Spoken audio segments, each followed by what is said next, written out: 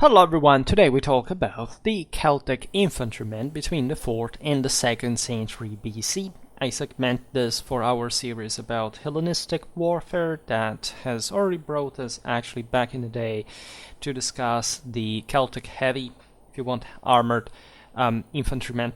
Today we will talk just about the really final rank Celtic warrior as such, right, for our arms in armor, but also properly historical unit series in which you can find also the other one. We talked about Celtic warfare in a number of other videos, also as far as the social background of these warriors is entailed. Also for later times, the migration era, we talked a lot about the Giles, we talked about the Picts, the Scots, etc. So while that doesn't quite apply, especially in terms of broader context and also arms and armor to some degree, that there is some of that, the Fiannas, this ancestral archetypal, in fact, warband systems that were much more, I think, in fact, at this point in practical life in the broader Celtic world, even though, of course, the latter is much less documented. And this is where it gets interesting, because, as you know, I make videos,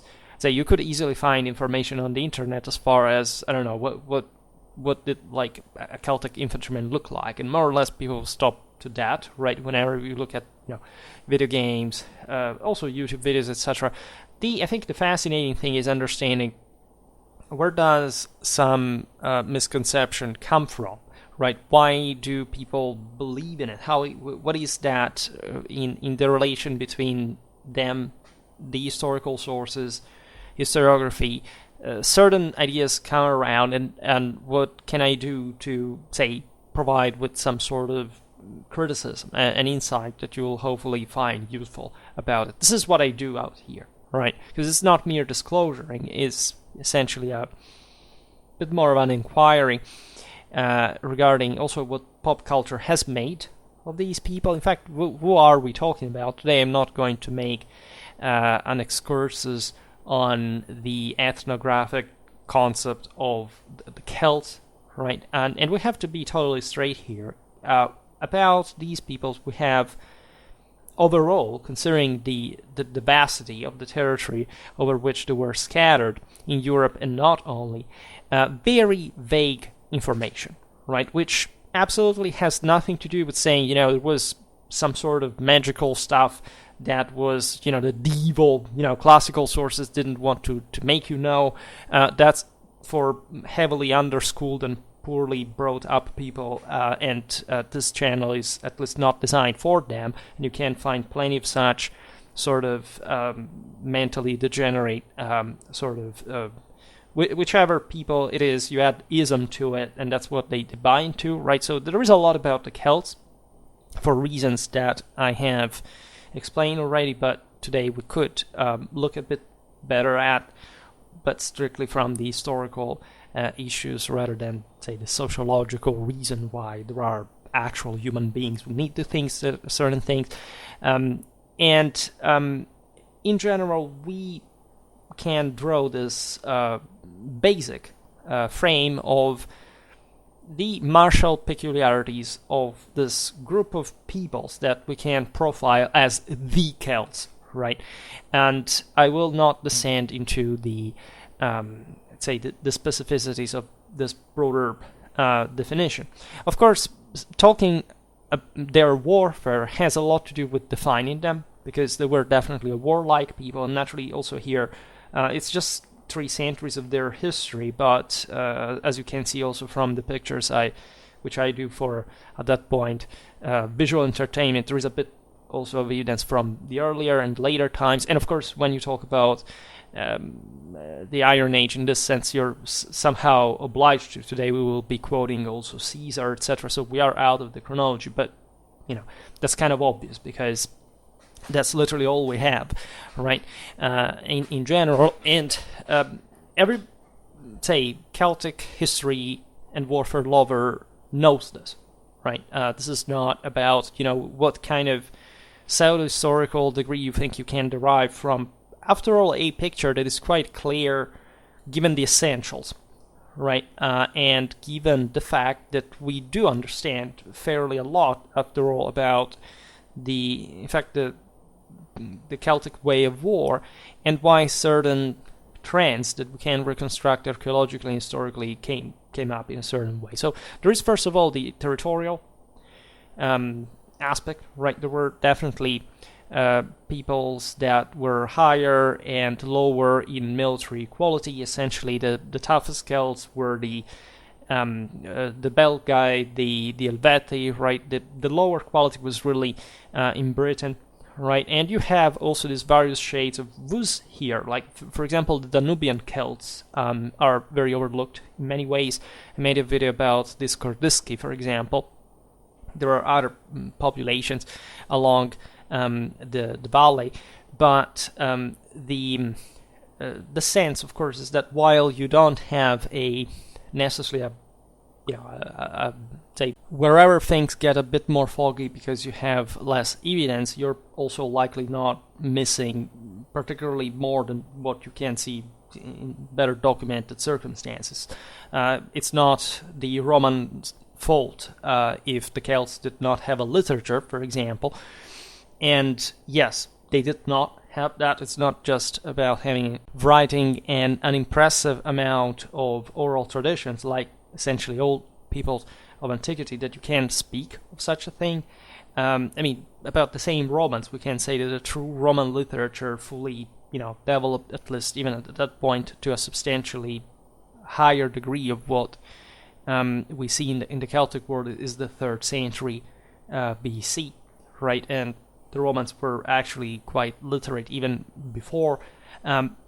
So the idea here is being able to understand in an objective fashion the scale of civilizational development, which is something that, I don't know, this does not happen for the Germans, right? Everybody somehow, even in Germanism, right, people accept that, the Germans were primitive.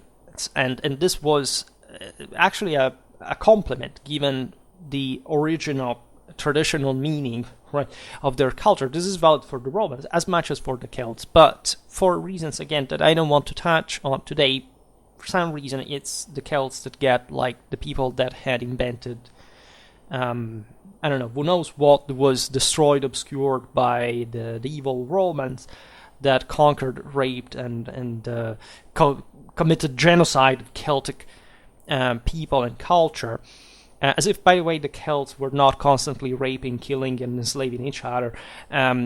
Reason for which also their culture was the way that you can legitimately, through a truly traditional meaning, appreciate for. Because, again, this is, in the case you haven't noticed, the entire point of this channel, that is to say, you must forcefully, traumatically, and violently understand in a compulsory way why these people killed, enslaved, and the world was like that at the time. If there are mentally disturbed people nowadays, especially in the left, that, however, most so-called far-right or alt-right groups really fit in because they're essentially socialists, and it's also quite evident to explain how, if you consider also how they see not just today's society but the ones of these people, is because the Catholic imperial tradition, which of course the Celts believed fully, was completely destroyed in the last couple of 100 years. Right, we are witnessing, in fact, the very consequences that I noted, among the others, in the process, and that's also the reason why I don't want to digress on it in the first place. But it's important to be fair, like everything. I understand that there is something about the Roman and the Germanic dichotomy that, in fact, also very often gets somehow, sclerotized in a categoristic way that has actually nothing to do with the actual historical reality, and that the Celts, however, end up in some sort of middle ground where they were essentially eaten alive both by the Romans and the Germans, and so that you have this sort of rhetoric of the lost cause that in fact losers must forcibly buy into, like a totalitarian religion, for which, again, it was this other terrible people that, did something that, of course, the Celts never did to anyone, because we all know that on the base of hardcore historical evidence, or the denial, and the story always goes like that. I always urge people to go check like basic, questions around this topic on the internet, from forums, because even if they are old, a bit of necro post reading, at least, it's always fascinating from a historical point of view. You realize the degree of mental alienate. This is not just gross, but first world primary schooling absence. This is actually some sort of mental disturb, right? It does happen for lots of people. I see it for Romanism, I see it for Germanism. It's something that is going to increase over time, because mental disorders, as much as failure, and fortunately the social sinking of these individuals, it's just forcefully bringing it to the point that others will take over and rule over them. There is absolutely no problem about this, because it's fair, right? It would be better to be, again, in a world like still the one the Celts originally believed, in which everybody had to be compactly strong to provide with that stock and bulk of force. But the same Celtic history is a display of what happens when things, like, unavoidably, apparently, at least in an empirical way, and that tradition, of course, was opposed to it, eventually degenerate, right? And so there is, at some point, a leap forward that a culture has to make to become a civilization, then another to maintain that civilization. Very often, civilization eventually sinks. This has nothing to do with it being bad. No, it's the accomplishment of superior cultures over others, by the way, and that's also the what firmly any Celt believed in. And of course, those who enjoy it at the reversal the most are the losers of the situation, like as we see in today's society. Unfortunately for the Celts, that even first leap forward was cut short when, again, another civilization essentially managed to take them over. Of course, the Celtic world lived on within the same Roman Empire. It wasn't actually taken out in the sense we can say, in a genocidal sense. It was done so simply because Roman civilization was superior in as much as effectively changing the culture, the language, the mentality of these populations that, however, had still contributed with their moral force of, say there is a strong Celtic contribution to the Roman military as auxiliaries, as citizens later on. Gaul is, as France, undeniably one of the greatest success in the entire history of civilization, because of the Romanization of what was the most advanced, in fact, Celtic land. And there is no doubt that the Romans had in the Celt, in the Gaul, a bit that sort of archetype that eventually would overlap with the Germanic one, but also ideally, but also with the same Roman archaic identity, right? That really had been the same, right? Not just, it's very easy to recall that the Gallic declension is identical to the second Latin one, but there is a much deeper compenetration, in fact, of, let's say, of real genes and just basic cultural standards that belong to all these peoples. And 19th century definitely, and in fact the collapse of imperial Catholic tradition, and of course the rise of nationalism and or socialism, has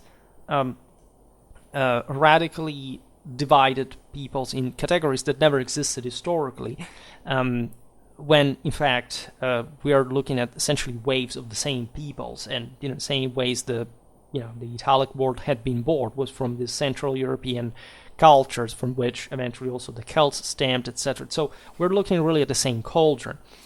I care about this premise because I really this is the field in which I specifically, among the various others, in which I find the most disturbing leaning towards, of course, the anti-historical reality, right? Not even in, again, the most sort of white suprematistic Germanism. You find this kind of obsession with the anti-Romanity, like that you find, in fact, in the Celticistic world, right? And that's quite disturbing because it basically eliminates any kind of trace of any awareness of what the European imperial tradition was about, let alone the fact that it achieved this in at that time, and denying it is basically the same cause of why European identity is collapsing nowadays. And that there is, however, always a sort of redeeming capacity, in fact, to revive. So this is what the Celts themselves believed in. And Celtic history is quite complex in that profile because, of course, it's a long history, right, of different waves of peoples that we are discovering essentially being exactly in that looser sense of what we intend by Celts, much more out there from quite a longer time, right? This is said by same ancient sources if you actually follow them carefully. I mean, think about the 4th century BC Celtic migration in Italy that brought to the most dramatic clashes between Rome and the Gauls. Well, there the sources are pretty open in saying that when essentially the Celts crossed the Alps, they already found that at that time peoples that they fundamentally recognized in the Po Valley and that had essentially been part of the same waves. Again, also the Italics, etc., that had all passed at some point through that way, through that mechanism.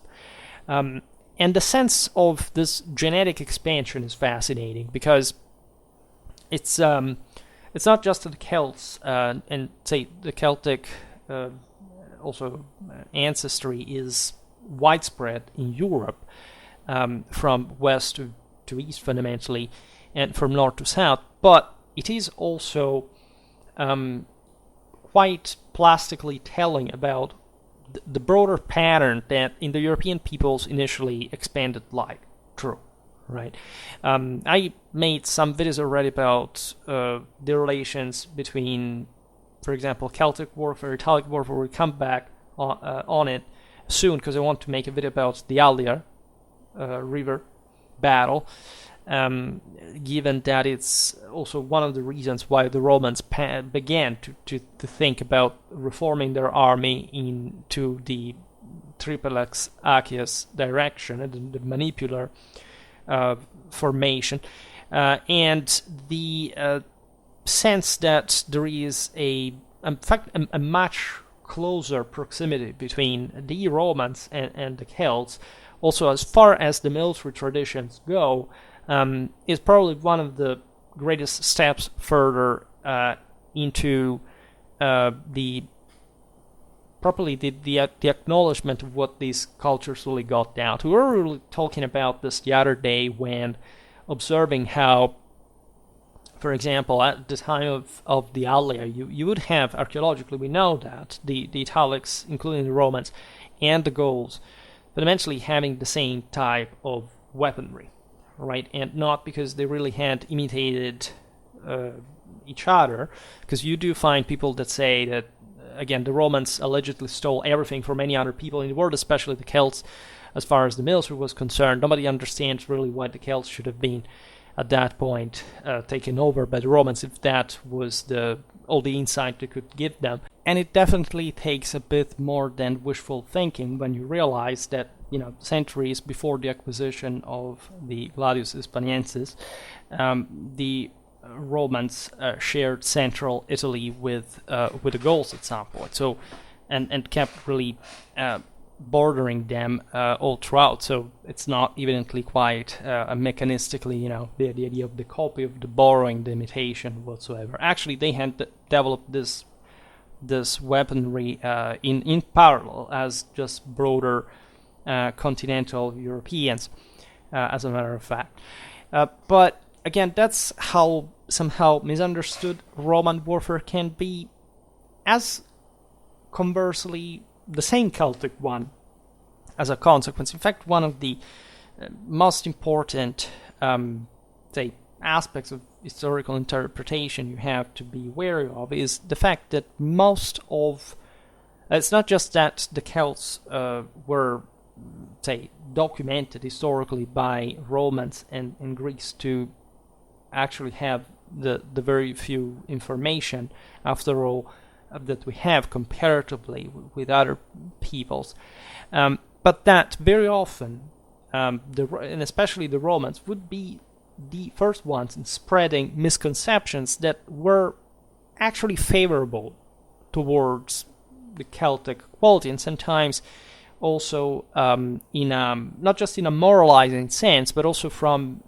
say, a perspective that was not entirely historical. That is to say, just an author writes something because he had to make a point about a broader archetype or stereotype, or he actually says something that the modern reader is not able to, in fact, interpret correctly anymore. Such as, for example, the sense that the sense of quality, right, of the forces overall. We will talk about now. The sense, for example, that Celtic armies in general were not this enormous deal compared to the Mediterranean ones overall, is not a matter of, let's say, disregarding or misinterpreting or being biased against Celtic culture whatsoever. It's simply about the fact that number and even wealth do not actually have per se to do with military quality. So we're not talking naturally about the value of the single individuals, right? That even as warriors were definitely impressive, and there is no doubt that, say, an average Celtic warrior, that we must learn to distinguish here from, say, there wasn't at the time of the Roman conquest, throughout the entire centuries during which it happened, an average Celtic fighter that was just a warrior technically, by background, right? The wildest, most primitive Celts were mostly about this, but they had already a quite significantly segmented society, especially as far as those who could be warriors were concerned, either as mercenaries or as sort of lords on an actually large population of subjects that were either Celtic themselves or Celticized peoples that could at best provide with levies, right, and that weren't, even just from an individual point of view, that dramatically impressive as well, especially actually in the most civilized areas of the Celtic world, say Gaul, right? If you look at, again, the Danubian Celts, those were impressive. They were surely much individually habituated at least to scales of brutality that, I mean, say, in central Gaul were not quite there the same way until at least the Teutons entered in, or this kind of things fundamentally happened. But when we are looking at the comprehensive military quality of a formation, well, in fact, you can't really start appreciating the difference between the Celts and, say, the Romans. This is not a matter of personal opinion. This is just how history goes. The entire art of war, the entire Clausewitzian thinking, the entire realization that there is a path, and that if you don't have if you don't develop the cultural tools, fundamentally you don't get there, right? When I talk a lot about culture, but you're perfectly aware that I am diametrically opposite to the concept of culturalism that wants to see essentially in war just, aside from the fact that it's fought always in two, right, or more even, and so it's never, say, about being fought, the fact of being fought just per se, a matter of just the barbarians started it, because evidently this is not always nor easily demonstrable the same in military history also, because this is politics. This is not the military quality, say, extrapolated from fact, the context of reality per se, or make moral relativism about what constitutes a superior military culture, right? Again, the difference, for example, in quality between the Celts, it's something that still ranges between a basic standard, right? You can't quite tell, aside from, I don't know, the permanence of a bit more of heroic and chariot warfare in the northern fringes, or some adoption even of a politic panoply among some aristocrat in the south, let's suppose, or even the use of pikes that have nothing to do, by the way, with Hellenic warfare as such, right? That do not make a phalanx, as we've seen also for the Romans or the Etruscans, that never actually adopted any form of that on their own, given that, by the way, the pike is a prehistoric weapon present in every single country and used always with the same function, that is stopping cavalry. You can derive the idea again that there were these deep structural differences that you must find out, because there is a deep warfare that must be, sorted out, right? First of all, it is true we don't have enough sources to reconstruct everything, right, that we would like to know. We don't even have them for the Romans. How the Roman army worked is largely matter of conjectures, right? Because we know a lot, broadly speaking, again, but not necessarily how they really fought in terms of formations, of tactics, etc. And we can, at best, exchange for some peculiarity simple contingencies due to specific motives that you can absolutely see in other cases of tribal clientery warfare, which in the Celtic world are fundamentally scarce collective training, minimal knowledge and trust towards the leaders. Just think about this in our own world. Where do you find this, right? Poor collective training, paranoia. Look east, right? Look, and remember that we are talking about hundreds of units distinguished from one another, even of only 10, 20 men, each just united for the occasion, right? And for example, this is just for being very, very practical, but when you, for example, read, there is a lot about the Celts, right? And especially in a certain part of Western historiography, it's always the grandiose. We have to, of course, appreciate the valor, the sense of independence, the handcraft, the truly military culture of these people. We all understand this now, right? I hate to make the sort of premises, because I always pass for the guy that hates the Celts. Actually, the Celts, I don't know, are some of my favorite peoples ever since I was a kid, right? For many reasons. I loved Asterix. I played with some toy soldiers who were actually Celtic warriors. And I really loved them, and I still do, as a matter of fact.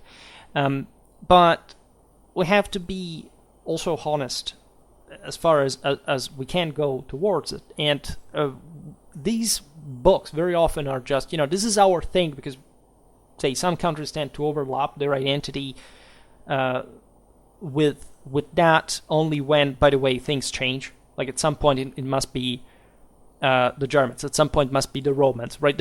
Or it must be the Slavs, right? The Celts are a bit for all seasons, because they were all literally everywhere. In many ways, even countries in which they were, say, not thought to be present, and of course they left an important genetic trace. And however people want to connect that to their culture, it's always something extremely variable, right? Depending on what kind, in fact, of political message you want to launch. And very often, in fact, the Celts are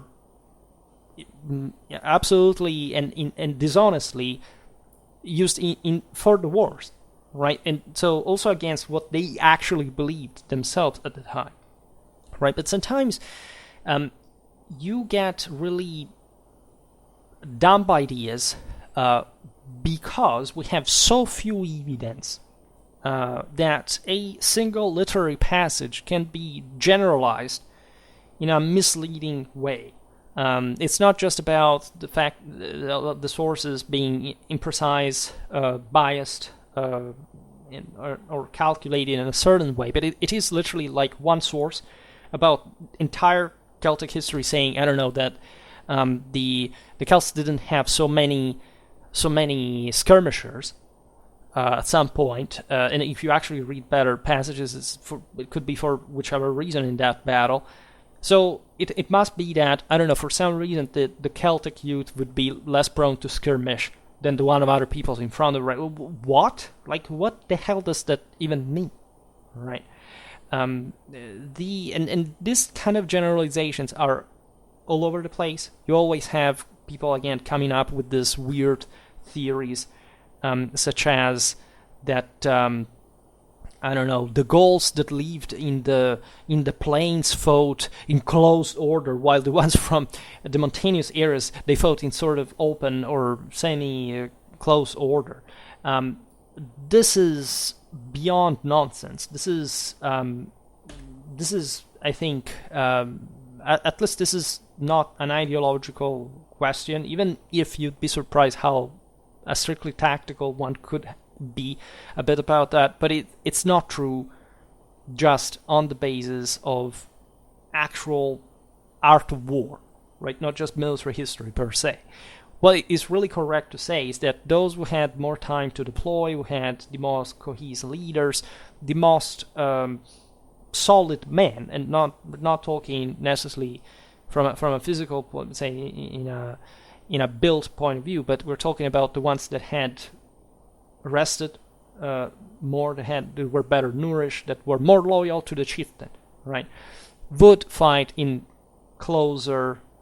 more close order, right? The others, literally as it happened. We've seen it just the other day in the video about, and in others about Roman archaic warfare, how the Romans themselves passed at a point from a clanic way of war. It was a bit about all these war bands more or less lined up and sticking essentially to their own leaders and not really facilitating entire coordination to, in fact, something more orderly, something more collectively trained, something more disciplined, right? And this is what actually makes the difference in military history, right? For the rest, you have the same. The youth skirmished as long as possible with every throwing weapon, javelins, bows, slings, for giving time to the bulk of the forces to deploy. It took time, by the way, and especially in these armies. There was all just like the youth was to be more tested. They were poorer, they were more elastic, speedy, and so they were perfect for the task of being selected in this actually very bloody business of skirmishing behind, in front of the, in between the lines, in front of the enemy ones, right? Those who had a horse suited for the task would fight on saddle. You know, the Celts were pretty fond of horses, but this also, and had also lots of them, especially the Gauls. But this has barely to do with an actual collective quality, for example, of Gallic cavalry. Again, the sense that there were lots of Gallic horse, and the Romans in some sources say, well, we kind of were concerned of that because of course they could outflank us, etc. This doesn't mean that cavalry was actually that good, right? But you find, again, the genius online who has to say, well, if the Romans were concerned because that cavalry was really strong, right? And it was even stronger than there because we want everybody we root with for some reason to be the case. Aside from the fact that, again, the Romans never were beaten on horseback against any enemy unless they were in condition of numerical inferiority, they had even better commanders than the Numidians, and that truly knew something about equestrian capacities, and the Romans always had an enormous care for their own few but good cavalry, and there also you have to understand who were the auxiliaries, how close were they to Rome from, say, the Italic background to eventually the same Celtic one that, of course, will be employed largely, right? Think about Carrhae, think about, and there are instances again of bravery, to say the least, fighting to the death, etc. Yes, but this doesn't necessarily mean that just per se that we have to magnify the quality of certain units, or more broadly this, especially such enormously and loosely defined population warfare style for some badly concealed subjective and subjectivistic reason, right? These populations barely competed with civilized armies, right? So that, of course, the difference, the asymmetry in the Iron Age between armies is much smaller than we think, but the, say, formal political and institutional, consequently military developments of, again, peoples like, I don't know, the Macedons, Rome, etc. It's not really something that is not going to make particular difference on the field. The other terrifying thing that I always bring up, just to speak the same language that some of these individuals would understand, is the myth that Rome had, some sort of endless supply of men, for which allegedly, again, everybody was qualitatively superior to Rome, but Rome was quantitatively superior. Well, I will make you notice that while the Celts stretched from Ireland to Asia Minor, Rome was a city, right? So if you may have some problems with defining quantity, and how Rome succeeded in doing what it did in a largely Celtic-dominated and populated Central Europe. And let's say it's pretty weird, right? To even, because the ultimately the idea is that, but the Romans were evil. The Celts would have never conquered other peoples. Well, I'm not going to answer to the latter aspect. Well, but the question is, so how do you see, even in a Darwinistic and racialistic perspective, these people mostly come from? So why did these peoples lose? Because the ultimate answer is because they were stupid. Then is this it? Do you think that in the history of civilization everybody can magically unite, because this is the idea? But no, the Celts preferred to be free, and everybody had their own thing. So yes, so it was better to be collectively conquered and, according to these people, genocide by the Romans, and doing nothing. And being a fierce warlike, successful culture that had taught everything about the Romans, but sitting there and being obliterated. This is the level of mental underdevelopment of the individuals that cope hopelessly and with a painful cognitive dissonance with these historical topics, assuming they have ever opened a history book or are even able to translate a classical language on their own, right? And again, those who pay for this are the Celts, because you know what's going to happen when you're not able to objectively, let's say, to worthily celebrate the essence of Celtic identity and cultures, that people are starting to think that really, as dumb as they can be themselves, that if these are the best ideas you can throw into some sort of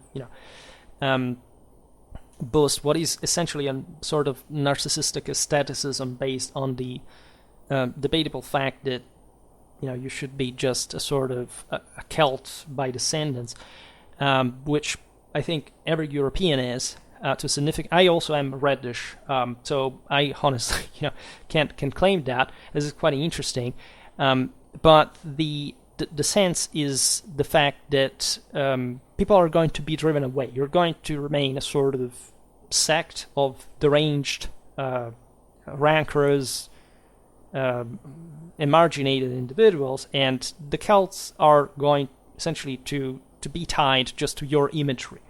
And you're going to them. Of course, you never cared anything about them, but we do, right? So I make these videos to make people extremely wary of all this nonsense, because it's possible. Again, this thing, I've never met with anything similar to for whichever reason this has happened for the Celts. Not even in the wildest sort of Romanistic or Germanistic deliriums. This is very disturbing, and as such, we can absolutely expose it. In any case, what we were talking about is this general Celtic warfare profile that today we stick to just as far as the infantry is concerned, right? That has a lot to do in terms of cavalry, especially the Gauls had a lot of it. Again, it was not really that much in terms of training. Its quality was generally scarce, not always though. And the distinction, the very important distinction to do here is that Gaul was developing as a sort of feudal culture. So again, there was really no feudal people in Europe except the Macedons, which in fact were the ones to produce the only actually very strong impact, shock,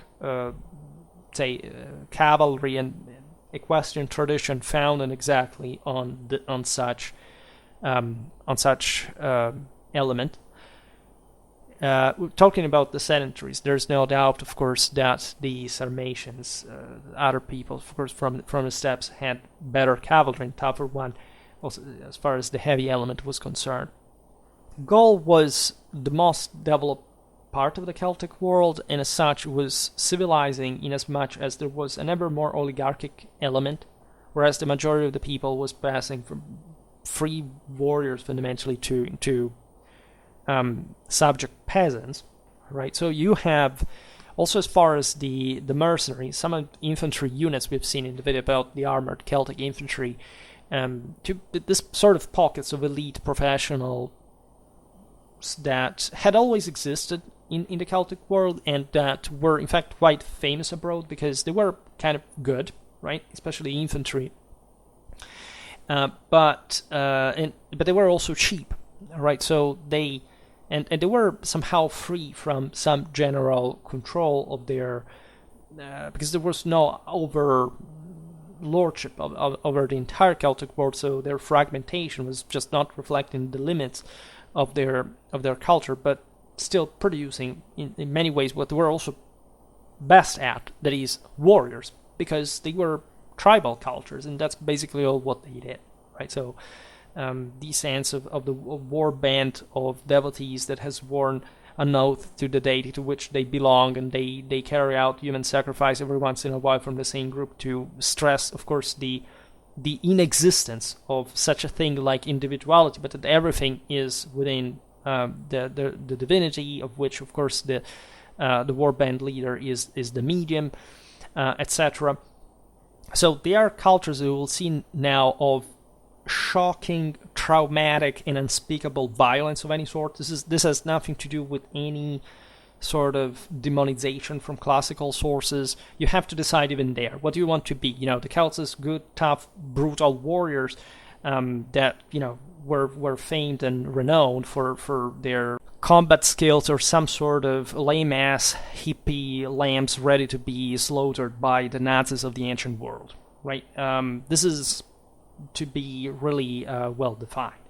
There is a lot about this. You see, this is how deeply we have flipped the thing. I mean, what's the problem for these cultures having carried out human sacrifice? The Romans did the same.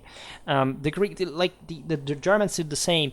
You cannot really distinguish these peoples from one another at the root, because the root was the same, right? And they had basically different levels in their own stages of development, for which they basically had, of course, changed the substance of this rite, but the original form was thought to be the same one, right?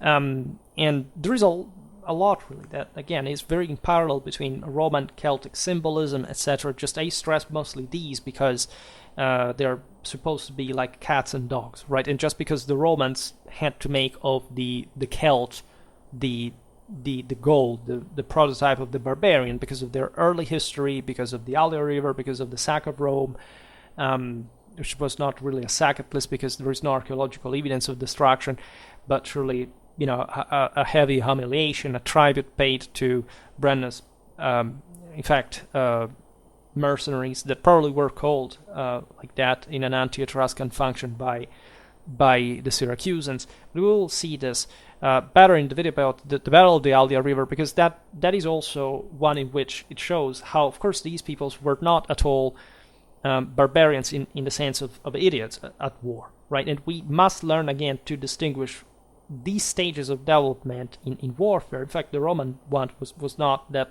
far away from the same synonymous there. But you cannot really have a solid army of professional troops without a state, and Rome was essentially heading, also because of this kick in the butt that the Gauls gave her that point, but just because she had been maturing these characteristics already from an earlier times than, say, this newcomers had done, right? So there is this idea, for example. Well, it's not really that pushed, because I must say, among the various horrors that video games did to increase all this, especially sense of flattening of cultural differences, you definitely do see in them a certain order, right? A certain compactness of the battle lines. The fact that, of course, these were not loose idiots randomly charging at I see this still on massively watched YouTube channels, the sense that, again, the Battle of the Allia River, the thumbnail that shows the Gauls all scattered and the Romans all lined up. If you think so, it means you shouldn't be making videos of YouTubes for hundreds of thousands of people that are going to literally think or believe that, because that sort of scattered disorder flatters more their sense of socialistic degeneration in the lack of a hierarchy of an authority that is actually capable of making people work on the basis of an actual effort on their side. That is, of course, collectively more difficult to attain, and making a civilization in that sense differently for those who can't to really be going on their own. And in this sense, the atomization of the individual, but still the regimentation within socialistic ideology is actually the same. And that's why I think that nationalism and socialism, at the end of the day, at least at this point in history, tend to, but they always tend to overlap. So, aside from heroic warfare, that it's something that really never existed in the common Homeric exception, right? You always have some followers. So even if the Celts were, as the Romans, by the way, very much about duels of championships and so on, they were the exception, not the rule, even in these cultures.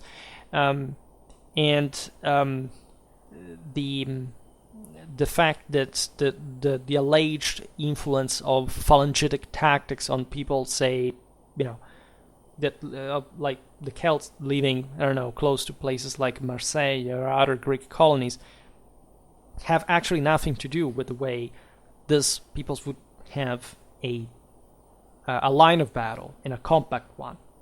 May have not been that orderly, right? As we've seen, and just being put together from all these various clients that were fundamentally autonomous, at least from one another.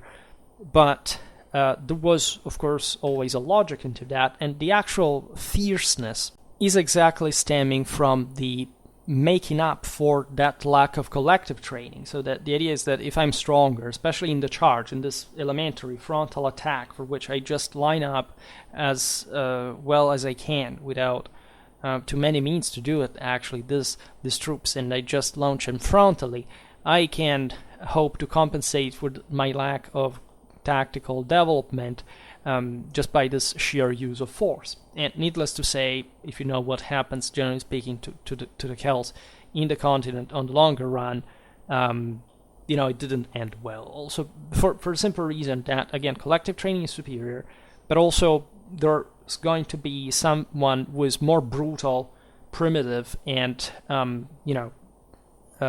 gut-spilling than you. See the Germans that fundamentally not just push for into Celtic territory, but also destroy a great part of the, for example, infrastructural achievement that the Celts had already obtained in some places. Look at the Boyaenum, for example. There is a massive economic collapse, also the various Celtic oppida, etc., after the Germanic conquest. Also, this for all those people who say that the Celts and the Germans were bonding as brothers against the terrible, Southern Romans that were not really like them. I mean, the Celtic world remained for centuries under Rome, while Romanizing, while freely joining, that sense, the Roman army well before the end, when nobody was really faring particularly well, including in the freemen in the tribal societies from the other side compared to before, at least in terms of relative liberty, right? So always see things in actual historical perspective, not your subjectivistic and morally relativistic one. And this sort of weakening of the broader Celtic world is completely normal, right? You have this, again, big waves from, you have Alstad, you have Latin 1, Latin 2, you have all these various sort of emanation, the sense, again, of the youth, of the stock that leaves for conquering and raping and seeding and expanding further. And then they relax, because, of course, locally they don't have even too much to build up, right? The Mediterranean world remains in its advancement always, in fact, sharply separated from these peoples, also as far as literally certain areas of different developmental stage is concerned. And, of course, just later, especially in the West, the Romans will engineer things so much so that countries that didn't have really anything, at least in terms of romance speaking, like Gaul and the Iberian Peninsula would speak it to this very day. So that didn't happen by genocide, by the way, and it's somehow funny how people confuse killing lots of people simply with genocide. That's not how the thing really happened. There weren't technically genocides in the ancient world, right? The closest ones at the hand of the Romans were the ones of the Jews. If it hadn't been for the fact that there were certain Jews still fighting with, for the Romans in the process, and of course this has nothing to do with wanting to erase a race or whatever. You will never find any more pragmatic people than the Romans, right? So whatever they did, including persecuting the Druids, etc., it's because you have to cut it out with sex, terrorism, underground nets, and those were struck down as well. And we know, by the way, that the Romans were quite open, even with Druids. Cicero knew some, they had conversations.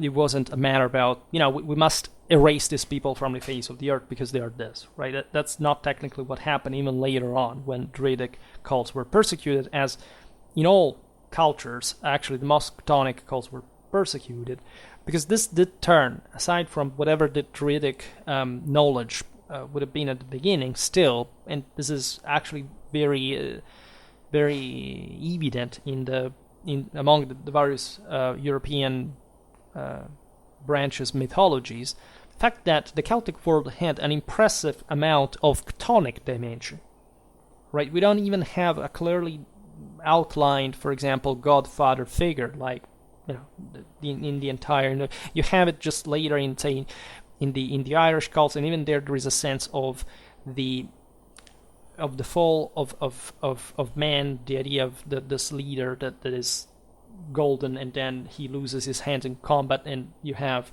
the silver prodigies, a bit like the generation of Hesiod's times, the Nabucodonosor statue, etc.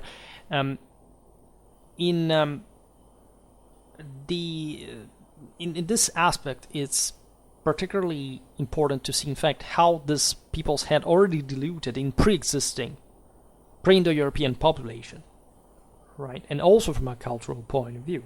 So even though the central core of Celtic warriors had surely been part of this quite, again, sturdy, compact, insanely, in that sense, loaded Indo-European tribal background, right? That again, there are some passages of ferocity for the Celts, of the early ones, that not even the Germanic peoples later were known for, and especially in their resistance as warriors, etc.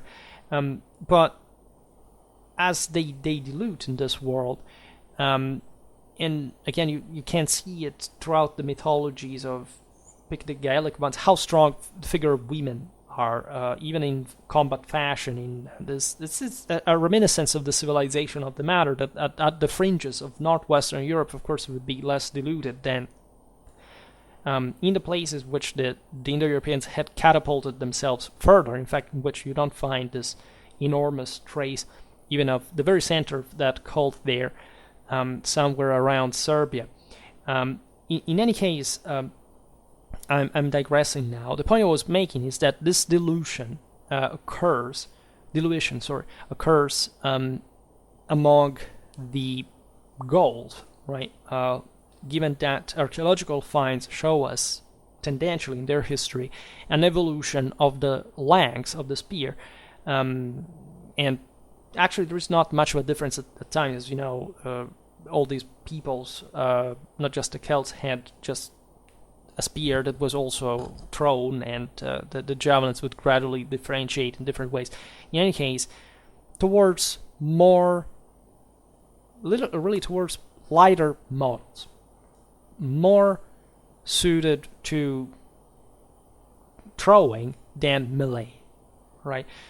This, of course, doesn't eliminate the fact that both the possibilities remained open in practice, but the, say, social and military trend here shows us fundamentally a weakening of the infantries, right? If this solid war bands of true, think about the Gaizatai, that literally meant spear men, right? A bit like also the Germanic Gar, etc. There are all shared etymologies here.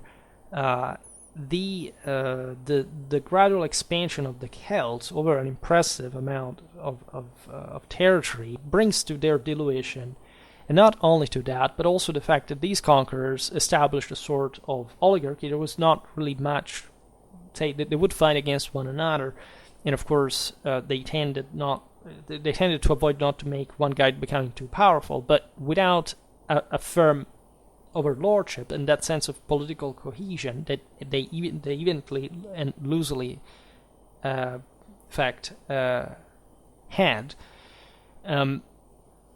they tended to spread unchecked, say, affirm themselves in an unregulated fashion, for which, especially in more advanced areas, they became mostly like, single landlords, what Caesar calls the equites, the knights, then the druids, this other case also of leaders and of warriors at some point, but maintaining this broader knowledge and of sapiential, naturalistic, military, religious beliefs all blended in one, of course, and then the plebs, right? So mostly peasants that were just levied in case of war, but that were, especially in Gaul, very distant from that sort of incredibly fierce savagery that the early Celtic warriors were really feared for, right?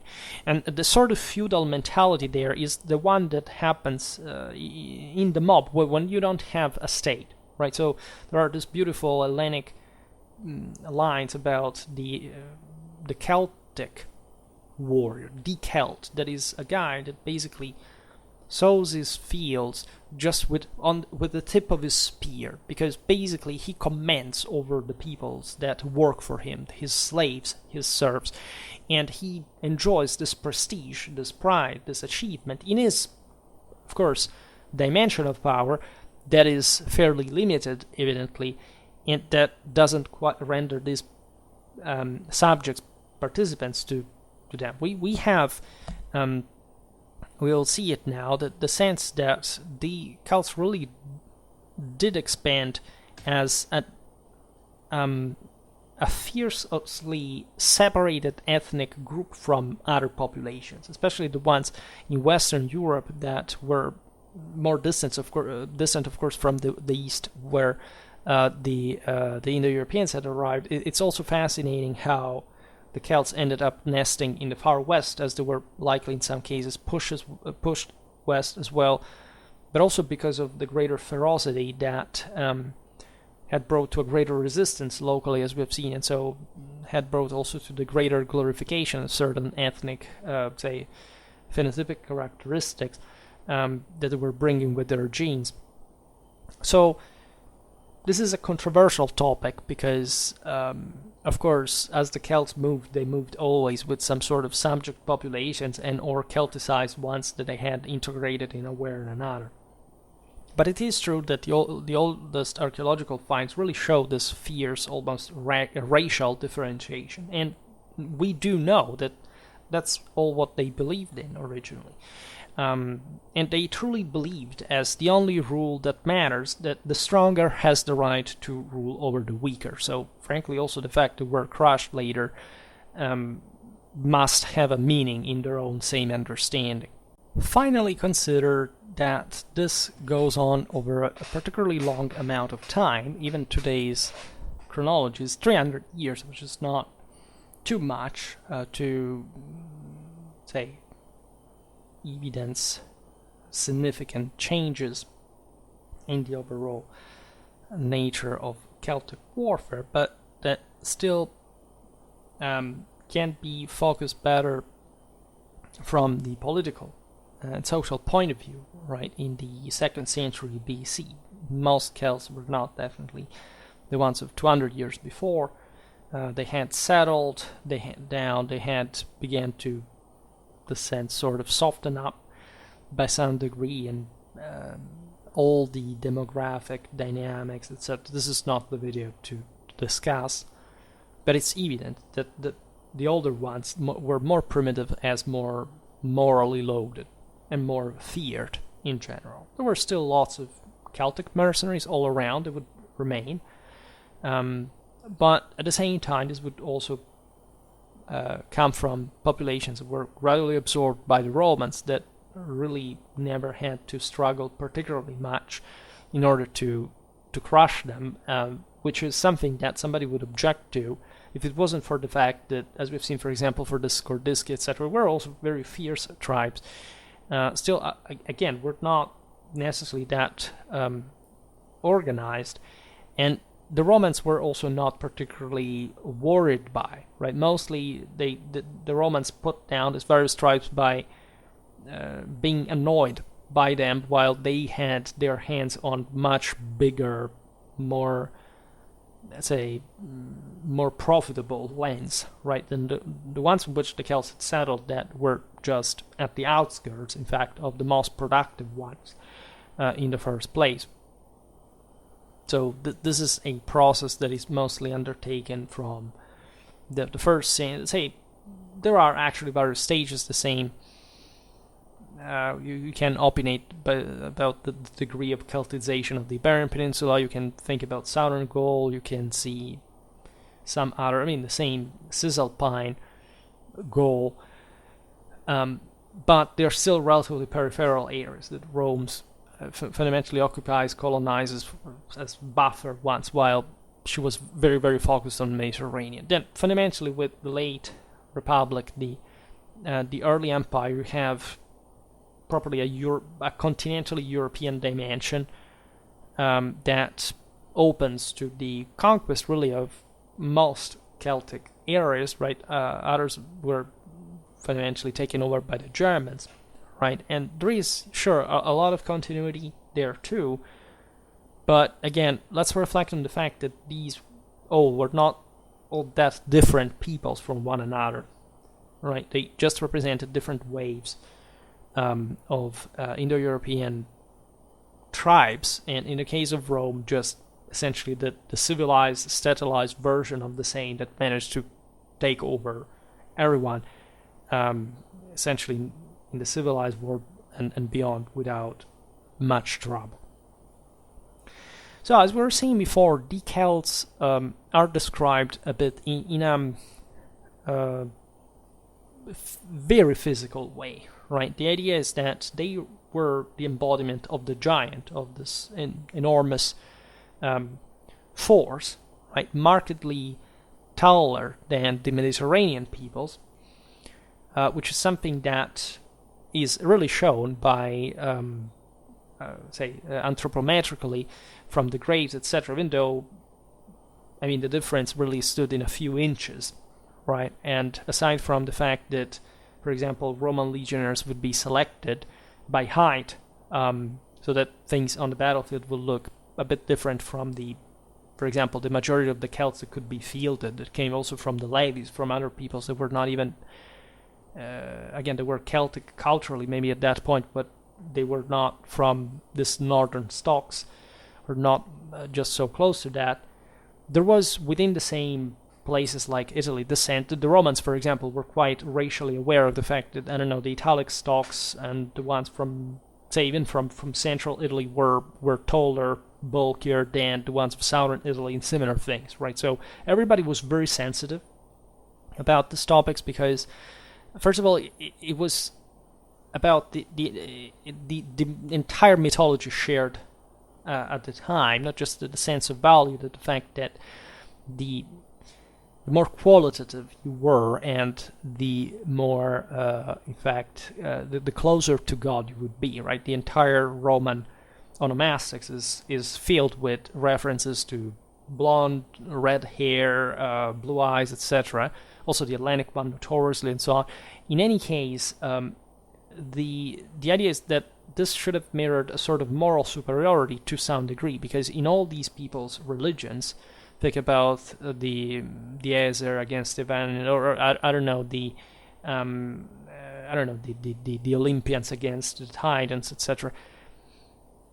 The evil, just like in the Ulster cycle, right? In the same Celtic religion, the evil guys, the ones from the earth, etc., they are bigger than them, right? Heroes are, Cuchulainn, for example, is just a boy, well, okay, but he's also literally smaller than some of the most impressive champions that these earth-born and not sky-heaven-born heroes really are, right? So the sense that these guys were bigger and tougher, but still dumber as barbarians, for example, is always a double meaning you should look at. Right, the Romans may have themselves exaggerated the differences between one another. The sense, for example, I don't know, all these peoples were blonde and or red-haired. Well, this doesn't seem realistic, even at the time, when surely there was a higher concentration, especially in places like Central Europe, etc. But really, just like that, or that the same Romans at a point called themselves like all dark-haired. Well, we know that, for example, the contemporary Italian genetic pool was not significantly altered from the Iron Age, and because it's always been an overly populated areas, even compared to the actual Nordic invaders that conquered it multiple times later on, and blonde hair, blue eyes are really common.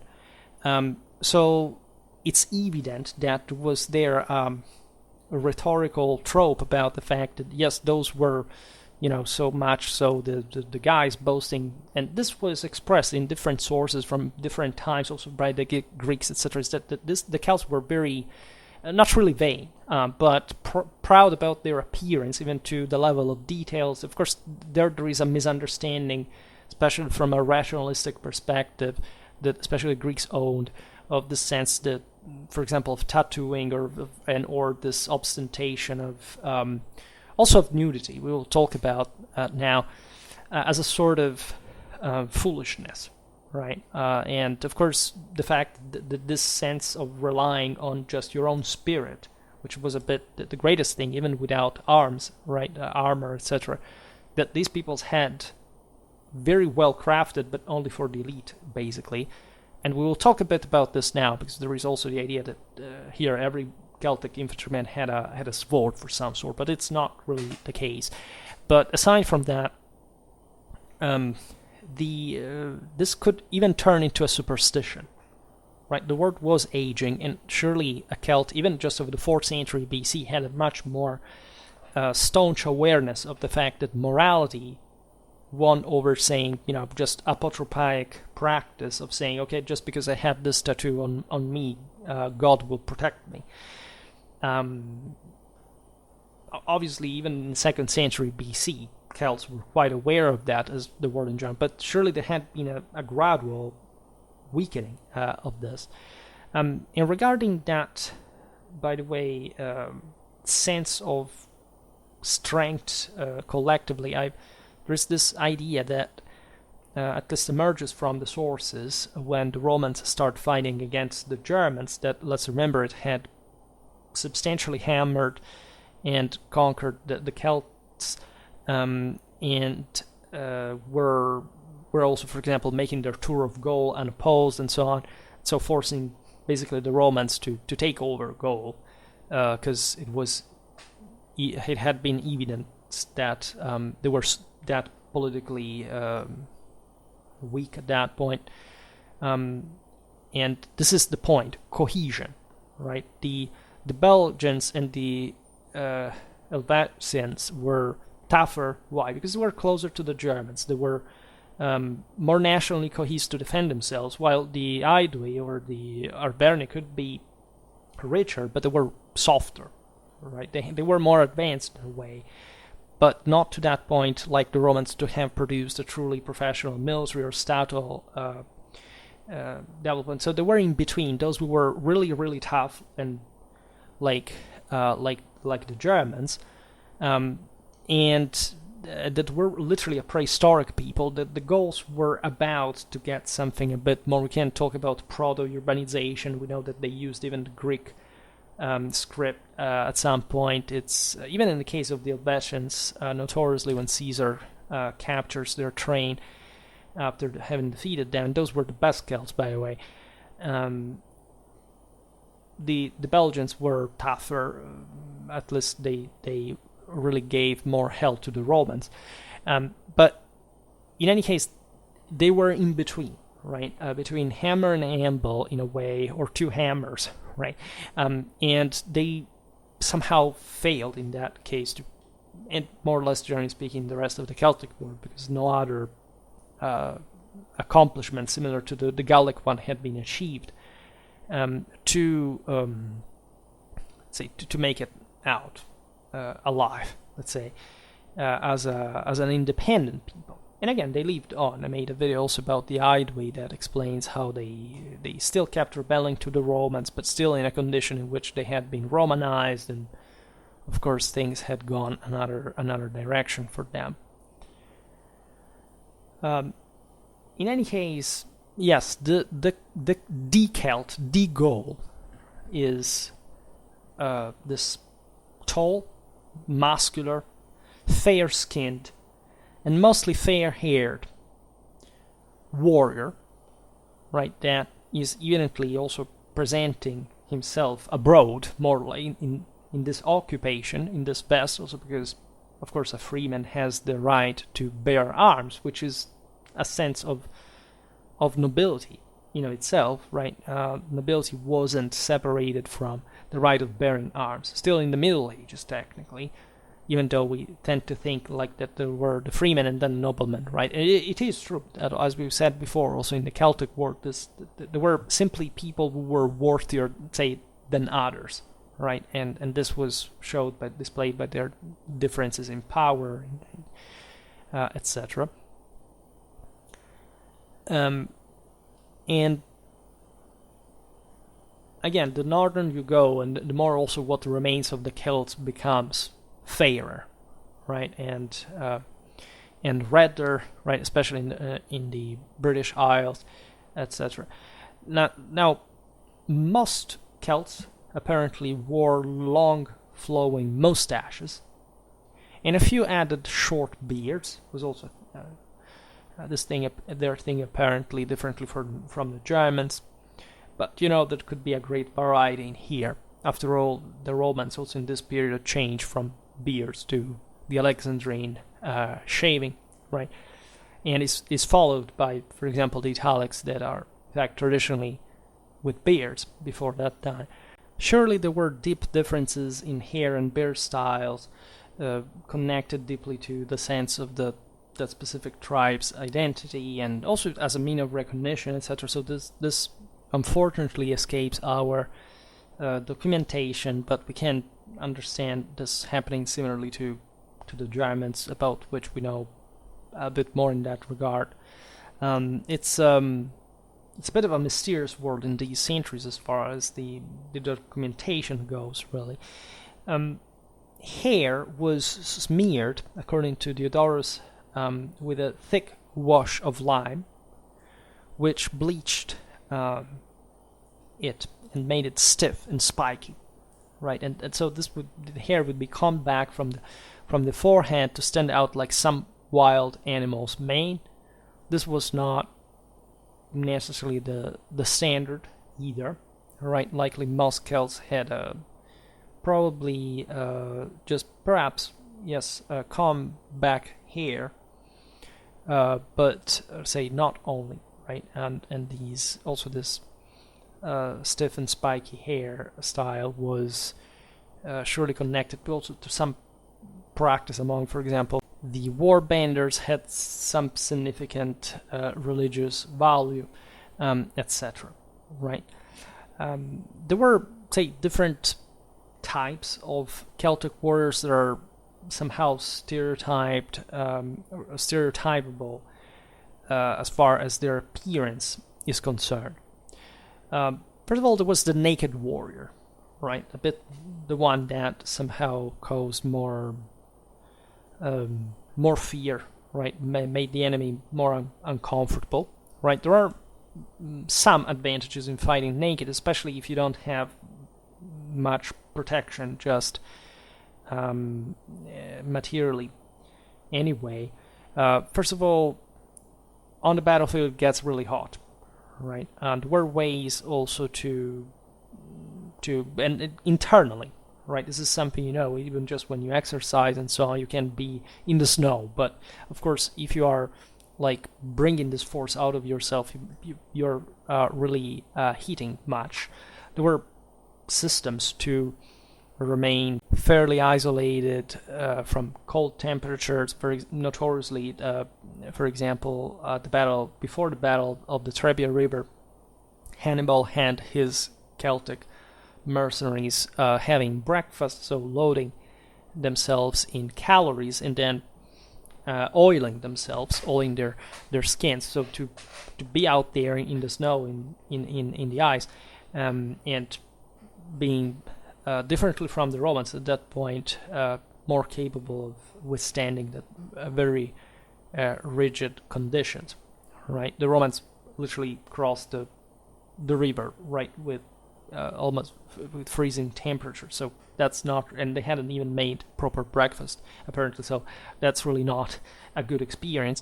Let me tell you, there was about these warriors, what we said before. Again, the advantage of fighting naked is also intimidating the enemy, if you want.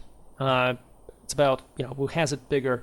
It's about being more like an animal, right, in appearance, and especially with all these sort of different styles that this crazed warriors that reached, as you know, in these war bands, certain states of exaltations that are not perhaps as, let's say, famous just in pop culture as the sense of the Berserker, the Ulfadar, but they were basically the same thing, and just we know less specifically because it's been less explicit, but they were actually, and possibly even more archaically connected in that fashion, and or it was simply also a matter of what kind of other skins or including human ones apparently being worn from enemies, from slain enemies, in this sense than the later Northern European find, let's say in Norse times.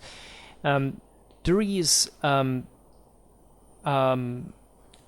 sense of course, of agility enhanced by not wearing practically any defense aside from the shield and the helmet, but fighting naked as such.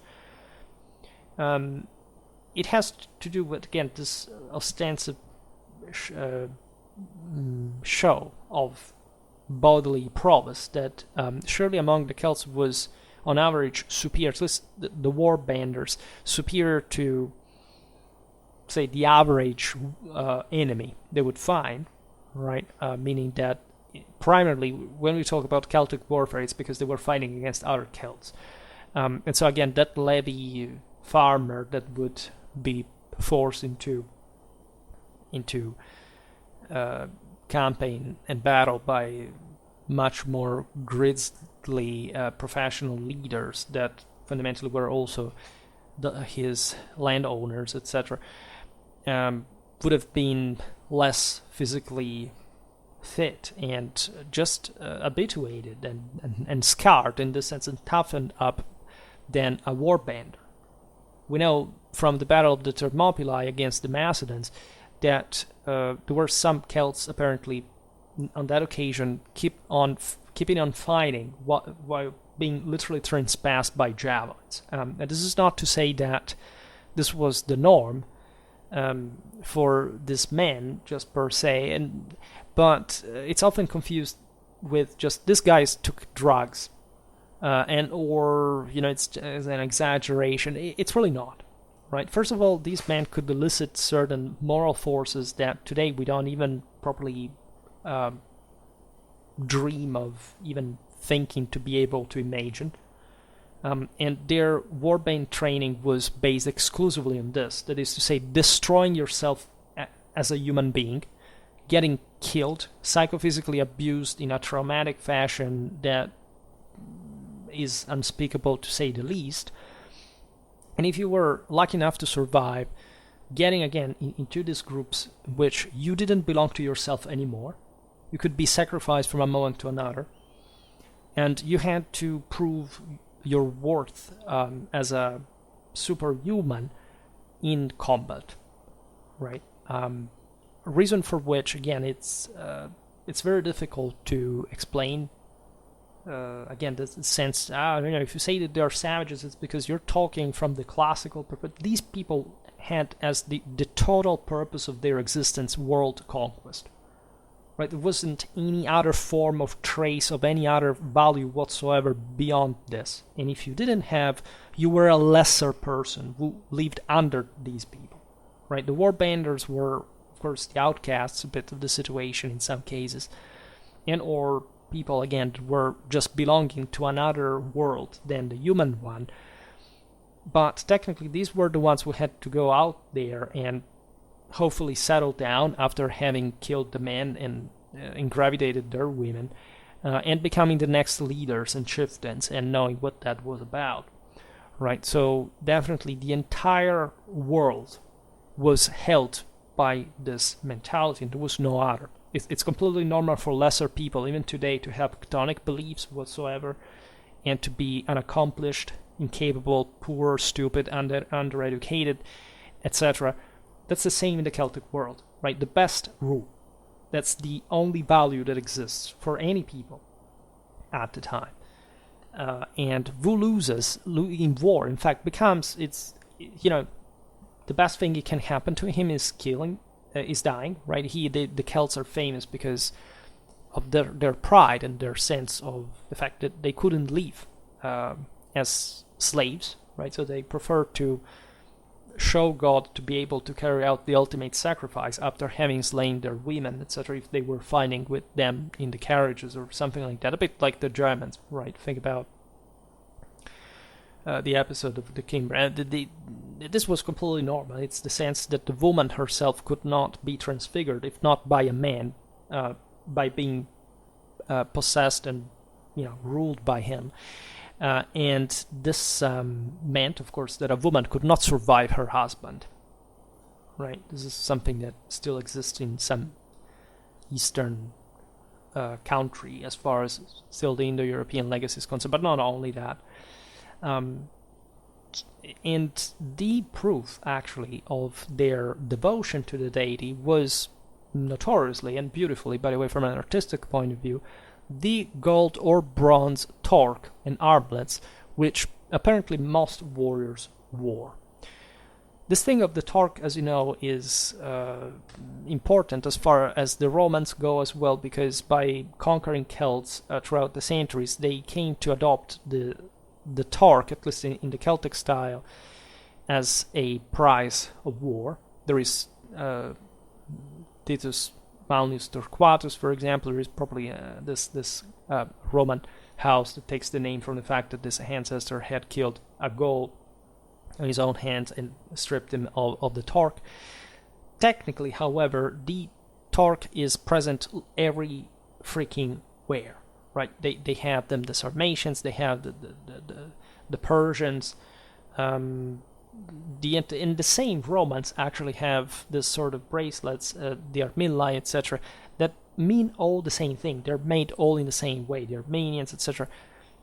They mean your bond with the divinity. They mean, of course, in gold, so the material of God, that you belong to Him, that you cannot escape that as long as you wear that, you are provided with this superhuman force that you cannot escape from anymore, right? And that you must be willing to die in any moment for, right? And of course, showing this stuff also in worlds in which, with the good peace of those who think again that there is also a magnitudinal wealth spread among the barbarians that the terrible classical war wanted to hide.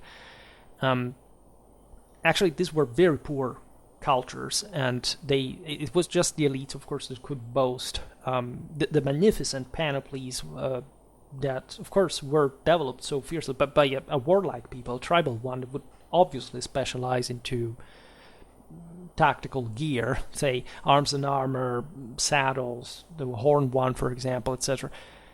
But that the average Celt didn't quite have, likely. And so, at least, however, since they were also very often on move, this is typical also in the steppe, there would be a lot of decoration, a lot of wealth brought on yourself. So if you had these kind of torques, and of course the ultimate purpose was either to win or die, because you couldn't, of course, survive the shame of a defeat by, if not being diminished to a rank that is inferior to the one of a human being, of course you bring that to the ultimate sacrifice, which is essentially the one of yourself in holy combat in order to transfigure yourself, to have a shot to take place in the firmament, and to hope that this would elevate, transfigure partly your own group, and you will not die like a loser, devoured just by the deities of the underworld, because you have not managed to die, at least dying, which was not even necessarily the simple green pass for actually making it to heaven, as many people still believe, aside from the fact that these peoples did have an eschatology, a bit like the storming of the Asgard, in which you don't even know if all these fallen heroes, not just the average guy that gets killed on a battlefield also because, I don't know, an arrow falls on them, that's actually a shame, and you go in the underworld, you must accomplish it at any cost, right? And that has to hopefully, in fact, save the world in the process as well, which is what we have seen in the videos about the Indo-European sacred royalty. So nude fighting, as we've seen, was common and perhaps even universal among the early Celts. It does make sense considering how few armor was around overall, right? But you understand that those who could armor themselves historically always did so it's not really the point. And of course, there were probably many more protections around than we think, especially organic ones, right? Padded armor, etc. So again, the idea that they would simply all fight naked is also something that I never bought, even for the earliest years. Yet we must never underestimate the radical material misery of even some of the most advanced cultures of the ancient world. So it's likely that the Celts in Central Europe at some point were that more versed for, say, fighting naked, as opposed as just as a psychological thing than the material, because you didn't have much stronger armor anyway. At Telamon in 225, the most important battles definitely for the Celts around this time, the ones of the Thermopylae there are, but against the Romans specifically, Sentinum and Telamon. Well, on that occasion, the mercenary Gaisatai, so the spearmen, right, the guys with the sword, spear,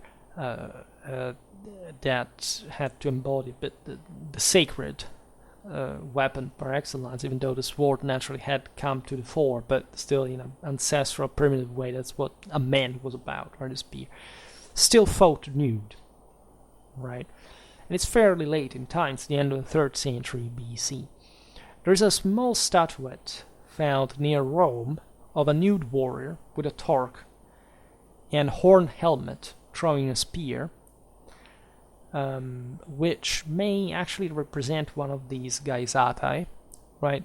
Perhaps a chief, considering his helmet with such totemic symbol, right? Remember what I said about the chthonic dimension, say, of the Celtic world. It was really a thing. It varied over time. The Trumesti eagle-headed helmet is an example of that sort of Apollonian dimension across Europe and the Carpathians in that case.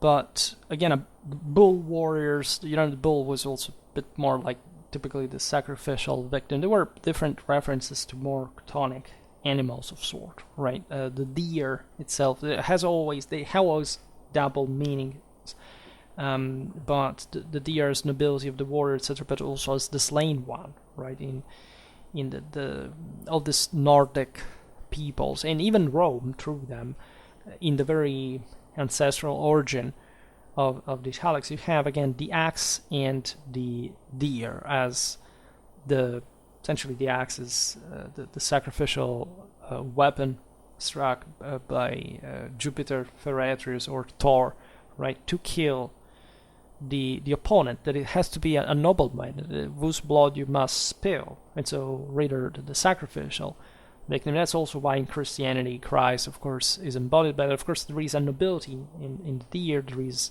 some, of course, knowledge you access through his slaying, the hunt, the entire process that has to make you arrive there. There is the sense again that the Celts had a more naturalistic way of religion. Actually, it was pretty much the same of all the Indo-Europeans in that regard. But again, that is often said, look, the Romans were more about technology. They are like the Fergalli, evil sort of destroyer of nature against the unspoiled freedom of the ancient. But it's a pile of BS. And I hope you realize that also, because again, the entire purpose of any of these peoples was exclusively about world domination, and that surely didn't happen by simply, caring about such chthonic things like the earth, the dirt per se, but just the spirit. All right. We know that the Galatians in the east apparently remained naked for even a longer time. There was the battle of Mount Olympus, the one in Asia Minor, against the Romans. That was also an important battle after just the Romans had crushed the Seleucids. That witnesses the permanence, perhaps in a hotter climate, but the Anatolian plateau can be also cold, by the way, so it must have not been the thing. The persistence of such custom, together with Celtic ones in the heart of the region. I made a video about Roman Cappadocia and Pontus, and we talk about the Galatian trade. It's there. In any case, the Galatians were, say, capable of fighting against Antiochus, by the way, in 273 BC, without too much success, given that they were using seated chariots against which Antiochus sent his elephants, so that the Galatian army was crushed. But consider that the battle is also told by Lucianus, which is sort of the first fantasy writer in history that is, in fact, computing this 4 centuries after the fact. So that's not very reliable. But at least the Galatians were not much of a problem, much also for the Romans. But they maintained some good, say, military quality for Celtic standards, also, if separated from most of the, say, broader Celtic world, for whatever that is supposed to mean. In that case, by the way, the sources say that the reason why the Galatians had been fighting naked was an invocation for divine aid. So again, the literal trial gamble, saying, probably they didn't have armor in enough number, and they just went to battle naked by saying, look, we are essentially fighting against any other auxilium except weaponry. That, of course, was still part of a Promethean fourth estate or fall of mankind sort of situation. But, of course, probably also with symbols, even tattoos, etc., that could be seen by God, saying, we are fighting not as cowards that have to armor themselves, but as just true faithful, right? There is all a Galatian spirituality, as you know, surviving even some Anatolian branches of Christianity, including heretical movements, etc. And they may have had to do with this, but not necessarily in the supremacist sense that was instead identified by the empire. The boy and the Insubres at the Battle of Telamon against the Romans, as well as the Gauls with Hannibal, fought stripped to the waist. However, they wore trousers and cloak. This would be the most typical, at least Western Celt of our period. All right. It in breeches and tunic, as we can see from the Gundestrup cauldron found in Denmark, so essentially among the Germans, but made somewhere in northern or eastern Gaul. Some think, others think on the Danube. We've seen in the video about the Skordisky in the between the 3rd and 1st century BC. Right. Consider that there were surely Celtic groups again in northern Europe, variously mixed with the Germans. The Belgae, the Helvetians said that essentially they preferred to be considered Germans rather than Celts, because they said essentially the Celts had softened up, they had gentrified, and they had lost their initial primitive warlikeness. They had been corrupted by the riches of the south and all this kind of stuff. And there is definitely always a question of, who were, again, the Celts in Central Europe? Where did they reach, right? In the east, we know up to Ukraine, there was a sense of mostly of a longitudinal development rather than merely a latitudinal one, at least in the case of the Celtic migrations.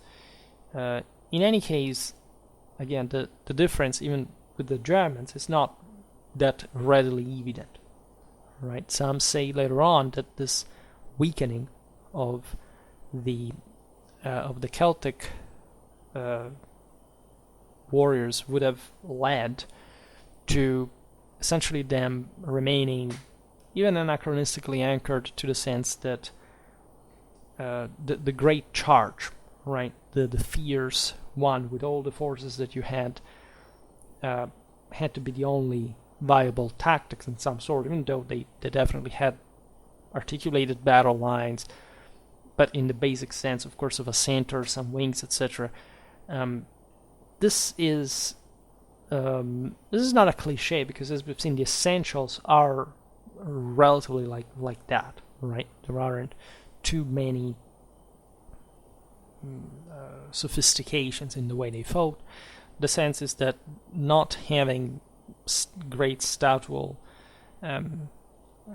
capacities, they would have also less supplying systems active. This is arguable when you look at, I don't know, the Gallic road system, etc., that weren't, of course, as functional as the Roman ones, but of course you can see Gallic armies operating with an important coordination at some point.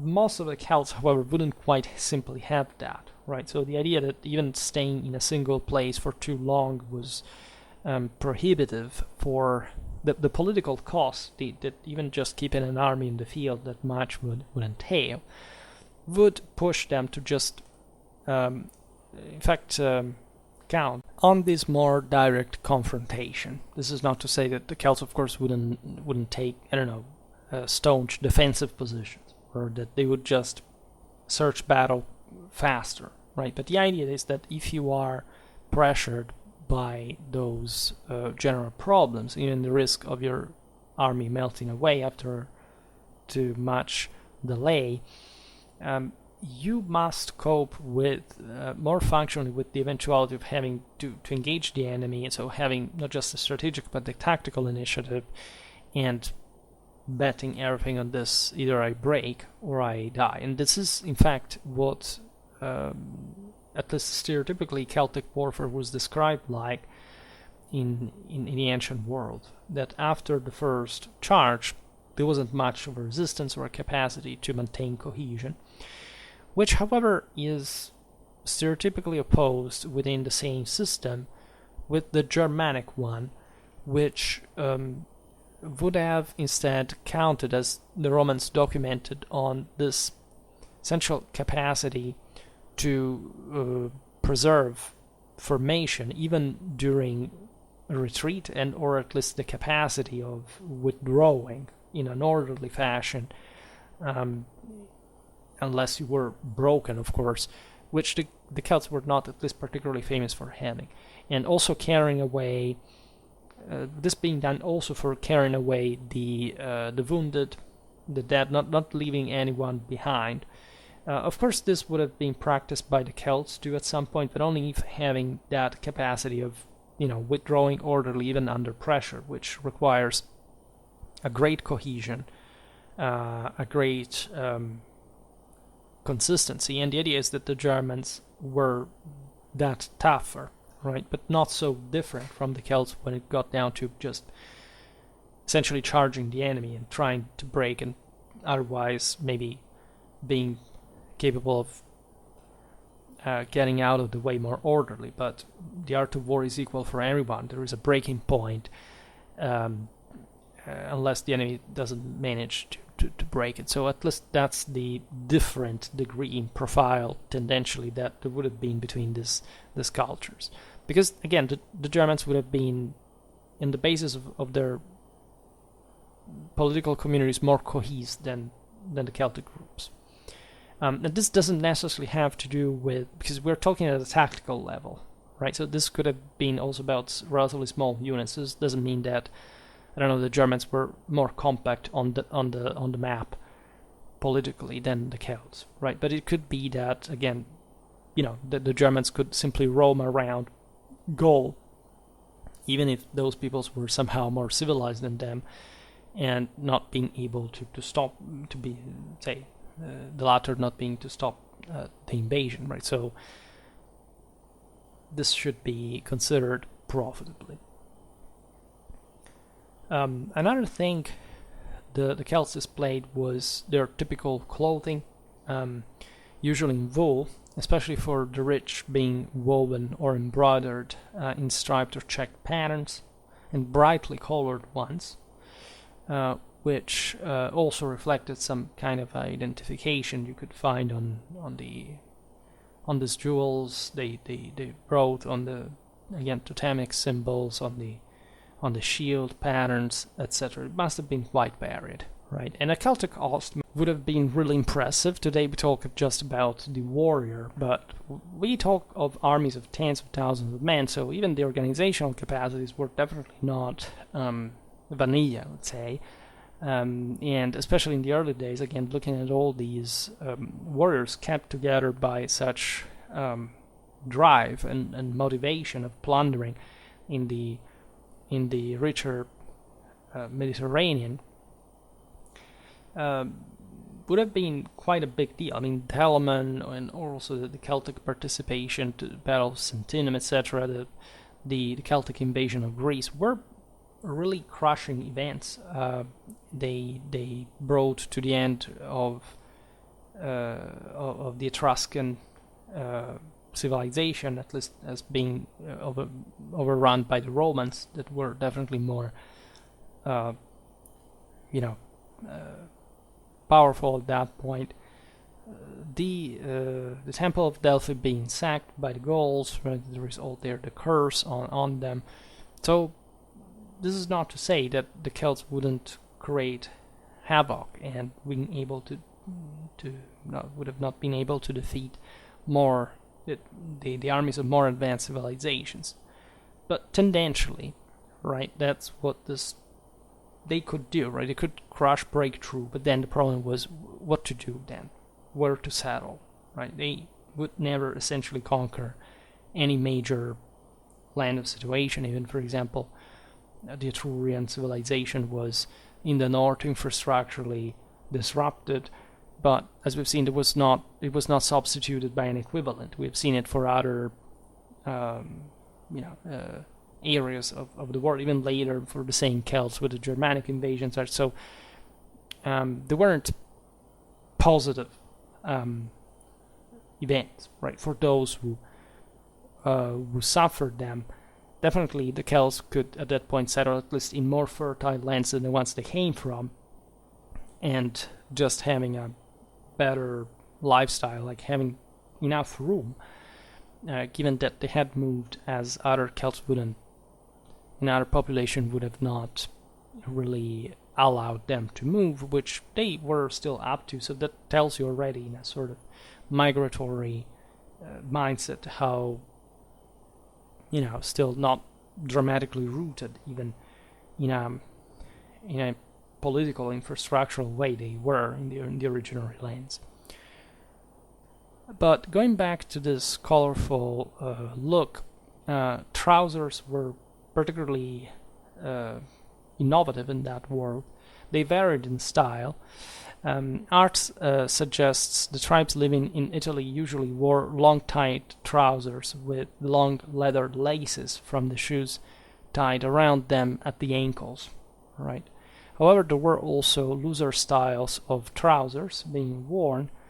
In the Gandestrup cauldron, we see breeches reaching just below the knee, for example. So there were definitely different styles. The latter, clearly the ancestors of the trousers that the Roman troops would use from at least the late Republic, and surely in the early Empire.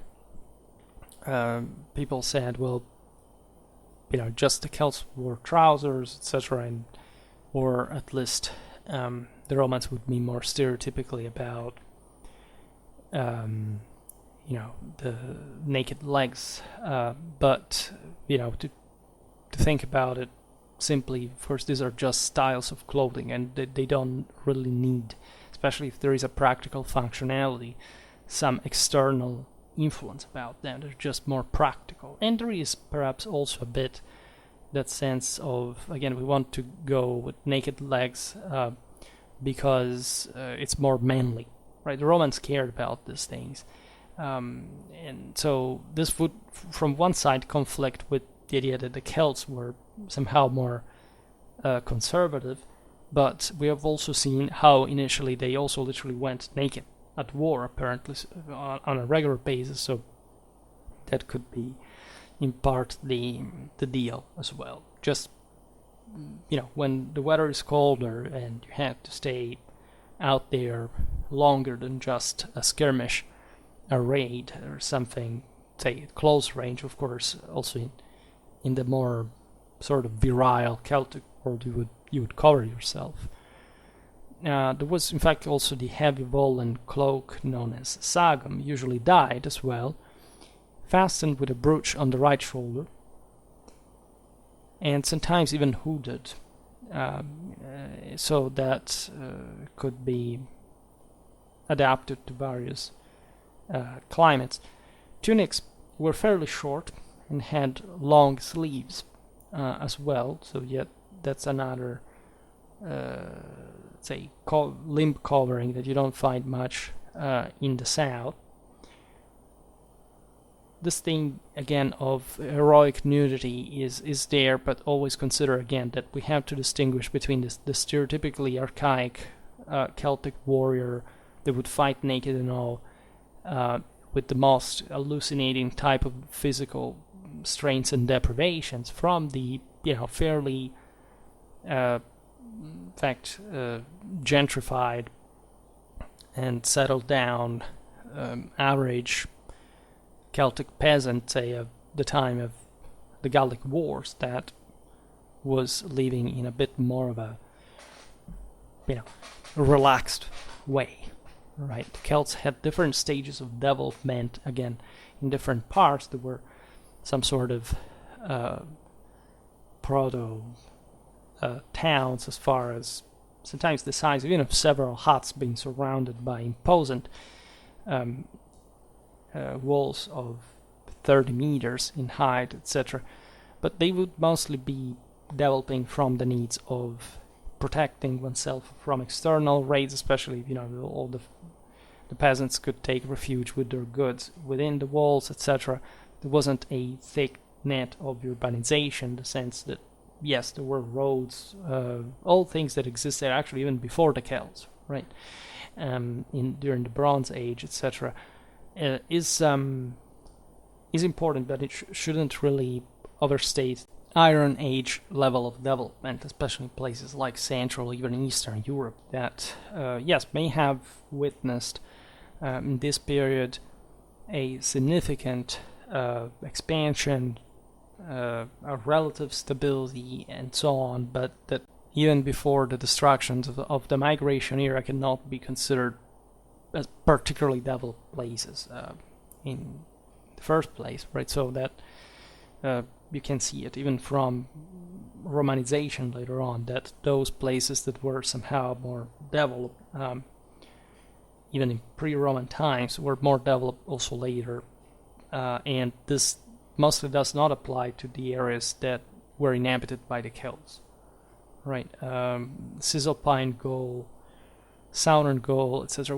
were, say, if you cross out the coastal areas that were not Celtic, were still slightly less urbanized, even after centuries of Romanization. They had a different profile, and they somehow declined earlier as well.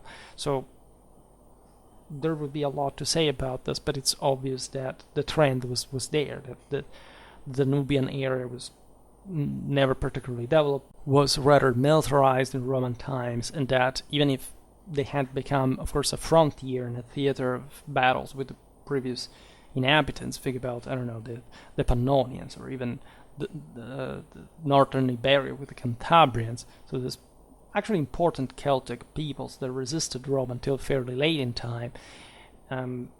You have to consider that, first of all, there had been other peoples that had actually attacked there. Actually, the Germans in 100 BC had roamed as far as the north of Spain, devastated that as well.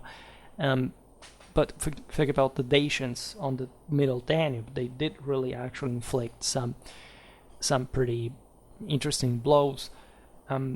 So you can't quite tell that even the development of an independent Celtic reality would have simply made the fortune of this entire world. They would have essentially kept fighting against one another, and still their development would have been much slower than the one that, of course, would have than the one that would have occurred with the Romans in the first place. And the Romans simply followed eventually in their settlement, colonization, etc., more or less the path of the Celts, it is true, but always with the sense of limit and, of course, of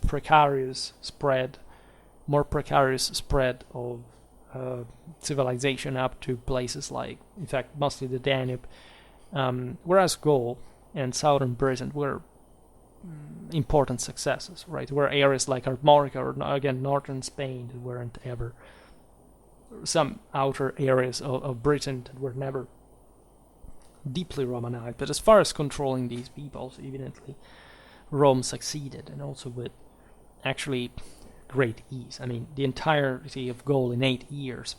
Also, the conquest of Britain was practically a child's play, right, comparatively.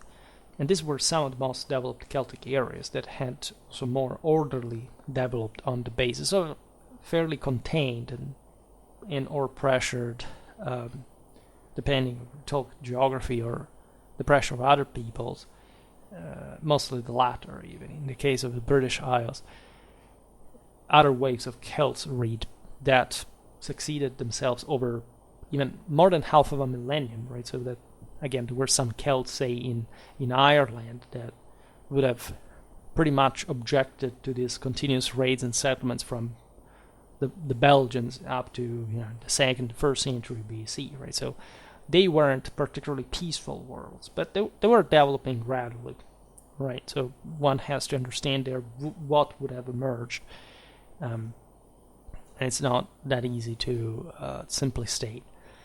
The Germans, in any case, were, if the Romans had not been in the way, practically. So most warriors were armed basically with sword, shield, and 1 or 2 spears. You can argue that this was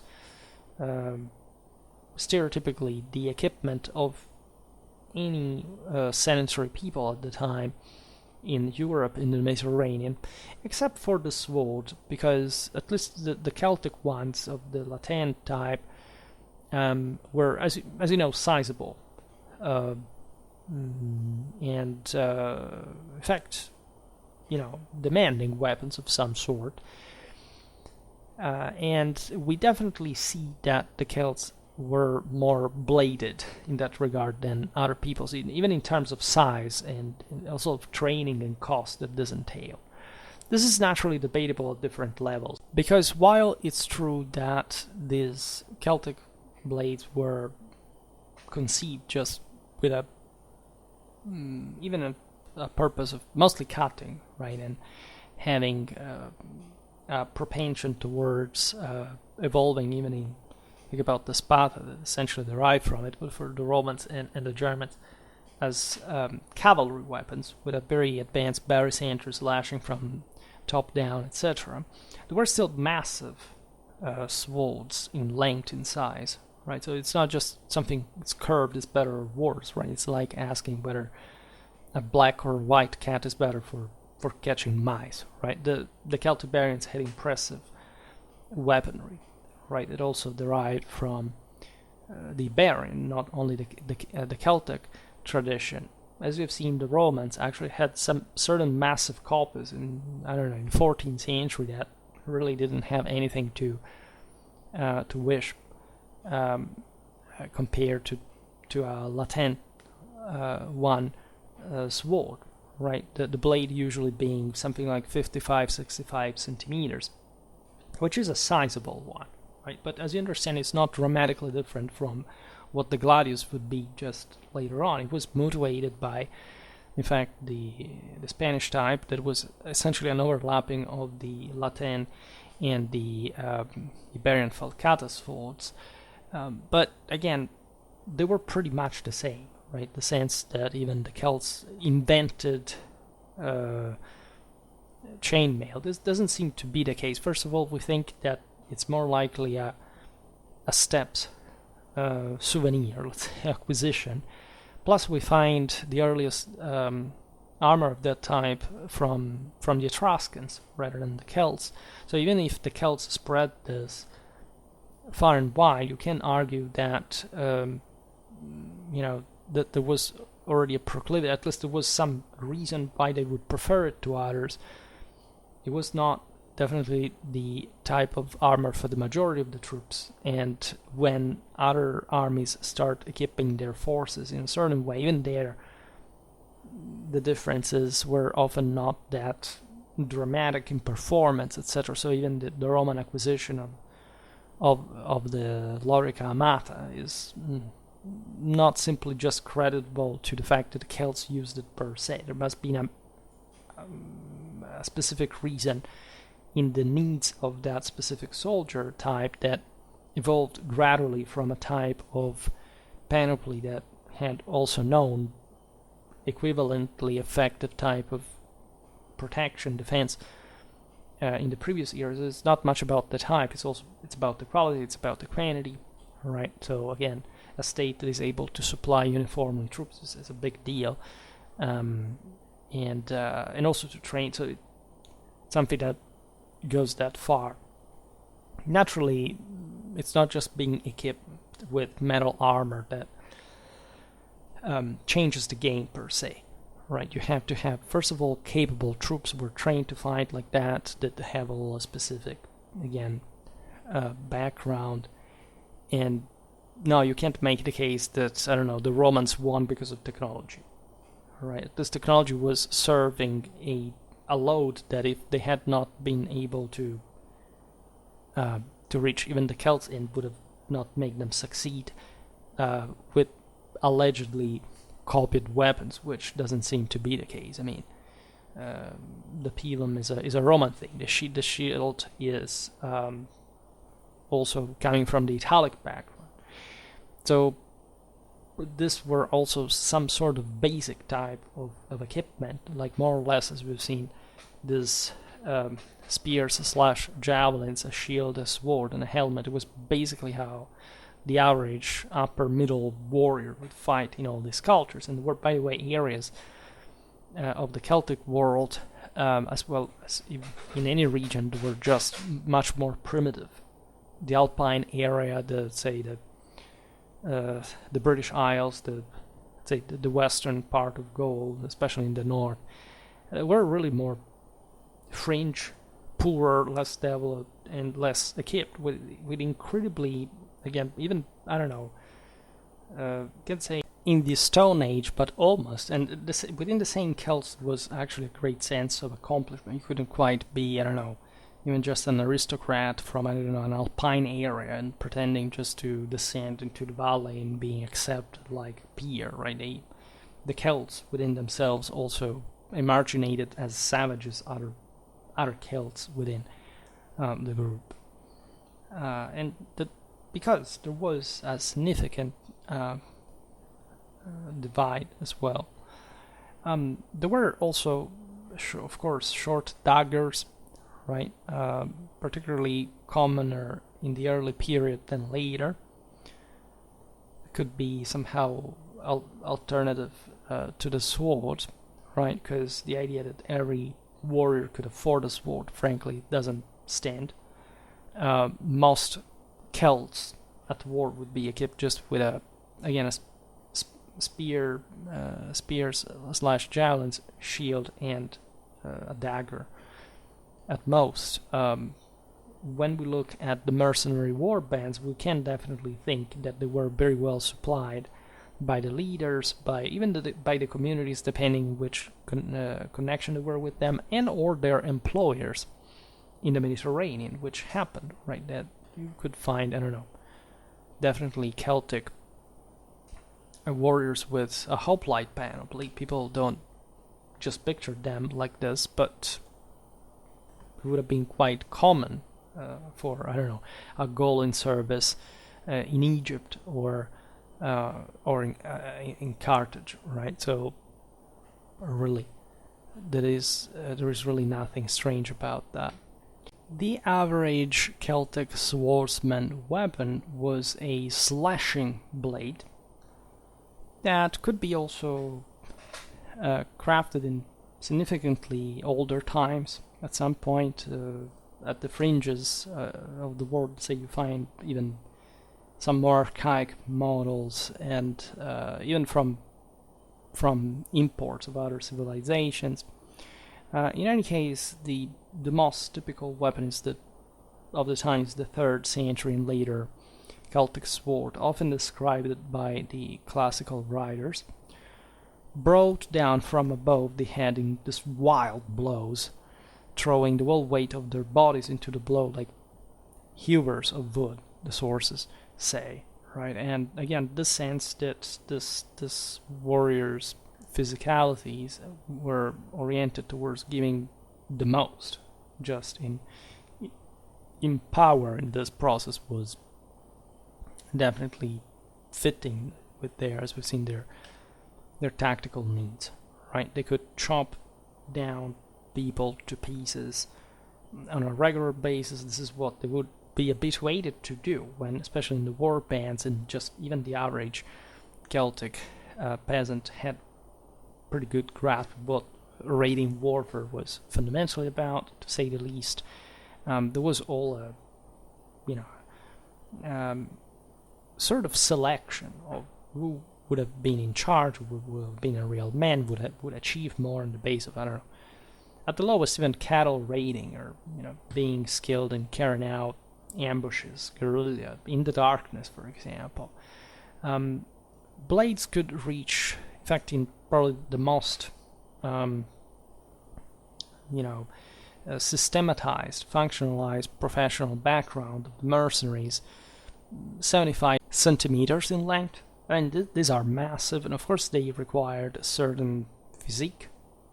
It's not much that they are heavy or just per se. The sense is that they must be wielded for a long time and in very precarious situations, so that you must be excellently trained to literally feel every sword's movement and blow, or how it has to land and effectively massacre your opponent, right?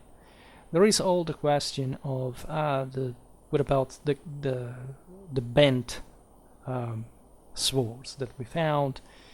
Polybius claims that the Celtic swords were useless after the first blow, right? And because they would in fact bend, and they should have been straightened with the foot. This is not very realistic. At least it was possible to do so, and some Celtic swords of lesser quality, of course, were possibly deformed by protracted uses, especially consider that the swords were designed primarily to strike against armored opponents. It may seem strange, because people say, as always, through reenactment and testament, but blades are not made to do that, because they're not cutting through armor, etc. Well, yes, but they're going to damage it significantly. At least the idea in the history of swords, until plate armor in the later Middle Ages comes around, for reasons we don't have the time to digress on now, were always about being more cutting, right? And you can actually destroy multiple rings of chainmail with these blows, and you're just going to damage the sword in the process, right? So some cheaper Celtic swords were definitely bent by particularly heavy blows, and you had to straighten them with the foot. But other writers also tells us, of course, that the top quality Celtic swords, like for example the Celtiberian ones, were a byword for strength and flexibility, and they were designed exactly for that. The Romans were fans of that. They also used from Noricum the famous calbus, that was technically a steel, even though today you wouldn't classify it like that industrially, like in engineering. But it was, say, more carbonized, at least to the extent that it requires to have these characteristics, and they kept using it. Eventually, it's just under, say, in the late antiquity, that the center of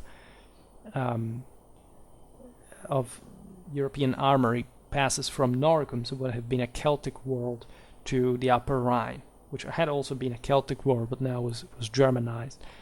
And some of, at least of the examples surviving of the best quality are superbly flexible blades, right? Another point that has been observed is that the Polybius naturally reasons like a Greek, so he makes certain points that are somehow debatable for the sake of naturally looking at a bit more towards civilization in this case. But there was a specific Celtic ritual of bending, or in this sense killing the sword for weapons burials with their dead owners, of course. So that may have been we have that, right? They're objectively very twisted blades of the type of sword that was normally used, right? That were thought to be like, now this goes in another world where also this material dimension is not that important, except symbolically, because of course the warrior was thought to be living within the sword in a sense, like at least that it was his alter ego. The Celts are developing some sort of proto-feudal courtly mentality that is actually shared by everybody, even though we decided that Rome and Greece would have allegedly have some sort of republican or democratic character. But they believed all the same things, including this obsession for beheadings, for duels, etc. And yes, the Celtic warriors did behead prisoners. The story of human sacrifice is absolutely correct. It was not a strange thing. All of these peoples had done it before at some point themselves. And there is also, in parallel, the sense that the fallen warriors deserved to have their heads, so where they thought their spirit fundamentally would survive, carried away home, if of course the corpse entirely could not be carried. So the episodes in which some Celtic horsemen had these heads on horseback, right, tied to their saddles or something like that, can be both, say, showing, right, the head of a defeated enemy, as much as actually trying to salvage some of their fallen comrades. And we are plenty of archaeological evidence of severed heads, even in art, actual heads, etc., that were displayed pretty much everywhere. I mean, the Celts were literally obsessed with this, and that's yet another thing that somehow connected them with this old Roman taste for decapitations. Just to tell you how actually similar these peoples really were. In any case, swords were worn on the right from a leather chain waist belt. They had, of course, fine scabbards, as much as, so the same swordmanship was quite advanced. Especially the rich had some of the best types, but they were really often entirely of iron, right? Which tells you also the availability, after all, of swords and these items for the times and the places. There is a controversy, as far as I know, regarding the possible existence of 1.5 or double-handed swords of some sort, right, that the Celts would have developed at some point. You know that double-handed swords do not appear fundamentally until the 90s of the 13th century, before generalizing pretty much everywhere in the continent. It was really going in parallel at that point in terms of arms and armor development. And there had been peoples using 1.5 hand swords. In the High Middle Ages, the Germans were famous for having apparently bigger swords, which doesn't seemingly have to do much with body size. It could have been a thing, but it was more likely about the fact that their troops dismounted more often than not. Germany was fairly, say, Western, now Francicized, let's say, in style of warfare, so it would be a hybrid that would bring to significant amount of swordsmanship, but still on a terrain that had largely be deforested, reclaimed, and so on, so that would see the possibility of a warrior to fight with bigger swords, because he was more likely to fight on foot, and at least 1.5 swords can be used on horseback. I personally don't say there aren't actually double-handed swords found archaeologically in the Celtic world, and there do not seem to have been really, like, the typology we see is unequivocally, say, within the norm of one-hand grip, but of course exceptions could exist. I'm not talking systemically here, but the idea that there would be a more heroic world, especially in the western, say in the northwestern Isles, in which certain particular weapons, even maybe for sacred, say even for ritual purpose rather than just fighting, were forged, right, which required an incredibly complex technology at that point. It was also extremely costly. It's not that it couldn't be done, but you also had to create a functional blade, and also with a cost that would have been particularly higher, without mentioning that such bigger swords would have required even a much greater amount of training, and that this again is would have been waiting in terms of practicality in many ways in the field. But it is possible, technically, right? In the most heroic eras, and more fixated with championship, with the sort of solo, individual, warrioristic obsession, right, to see that, right? But it's not about the type of swords that we know of. Surely there were others that we don't know. So it's not completely out of the realm of possibilities, right? The most important weapon, the most widespread one, however, in Celtic warfare, and that is technically more important than the sword, even just in terms of basic performance, was of course the spear, right? The reason why, again, swords were prevailing, even apparently in the Roman infantry, etc., from a time in which, by the way, they had been the prevalent ones also there, is something that I will explain better in other videos, right? It has to do with the combined panoply functionality that is, to say, like, let's soften them up with a pilas volley, because we can do it in such an orderly way for our collective training that then we can simply pass the swords and kill at close range without having to break a sort of spear wall, right? It's a bit of a simplified concept.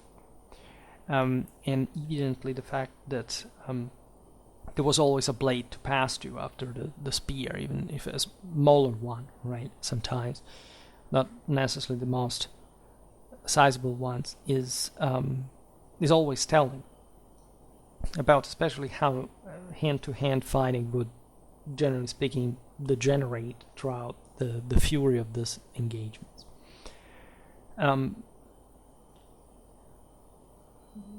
We have seen the tendencies that spears tend to evolve mostly for the thrown purpose, right?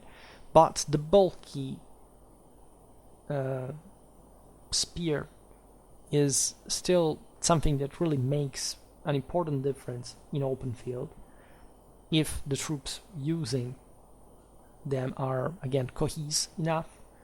Perhaps the reason also why, again, there is a greater reliance on the sword apparently in the Celtic world is that maybe there was this sort of loser sort of background, but surely the majority of Celtic warriors would in fact tend to stick to something more orderly, and the spear at least was, of course, the first mean to achieve that in through a tactical performance capable of exploiting it.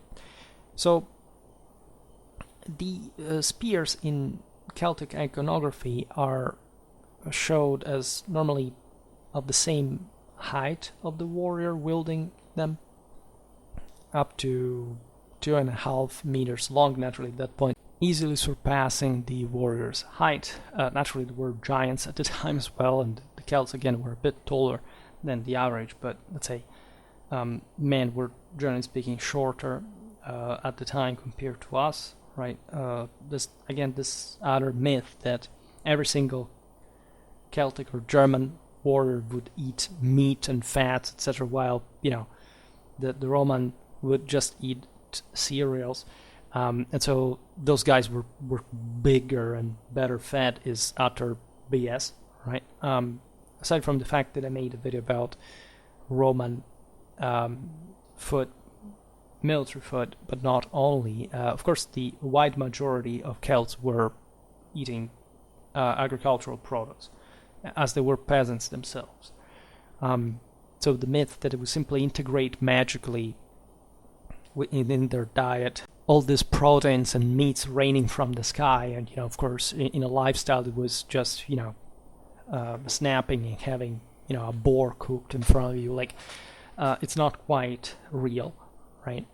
It's not even probably a good sign of mental health for those who think that this was an historical thing, nor the fact that the Romans would have eaten allegedly worse. The Romans could afford a varied diet that, even if basically being about cereals, so it was in the Celtic case, but could be integrated by proteins and fats, possibly even in an easier way, given the just generally better standards of living, right? And in the Mediterranean than in Central Europe, because that's how the system works.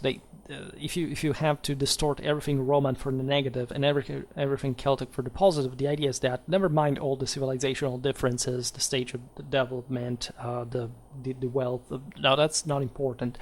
The important is you've heard somewhere that the Romans, of course, were an oligarchic society. The majority of people were fundamentally poor, and there were a few rich. Well, I don't know how to tell, but even if you have a lesser segmented society where allegedly people are freer, but freer to do what exactly? To get killed, more frequently, just for saying that you don't have somebody over your hand.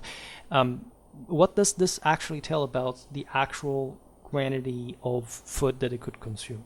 Those were notoriously poor worlds. There wasn't in the Roman world big guys accumulating everything and just eating meat for themselves, and all the rest of the population was just given bread, right?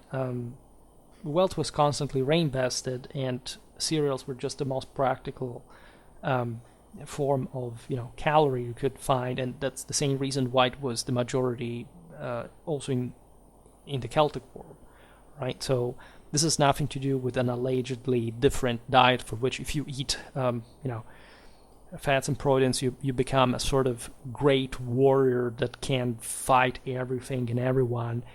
And the Roman legionnaire must have been an inexplicably weak and racketical and somehow a smaller person.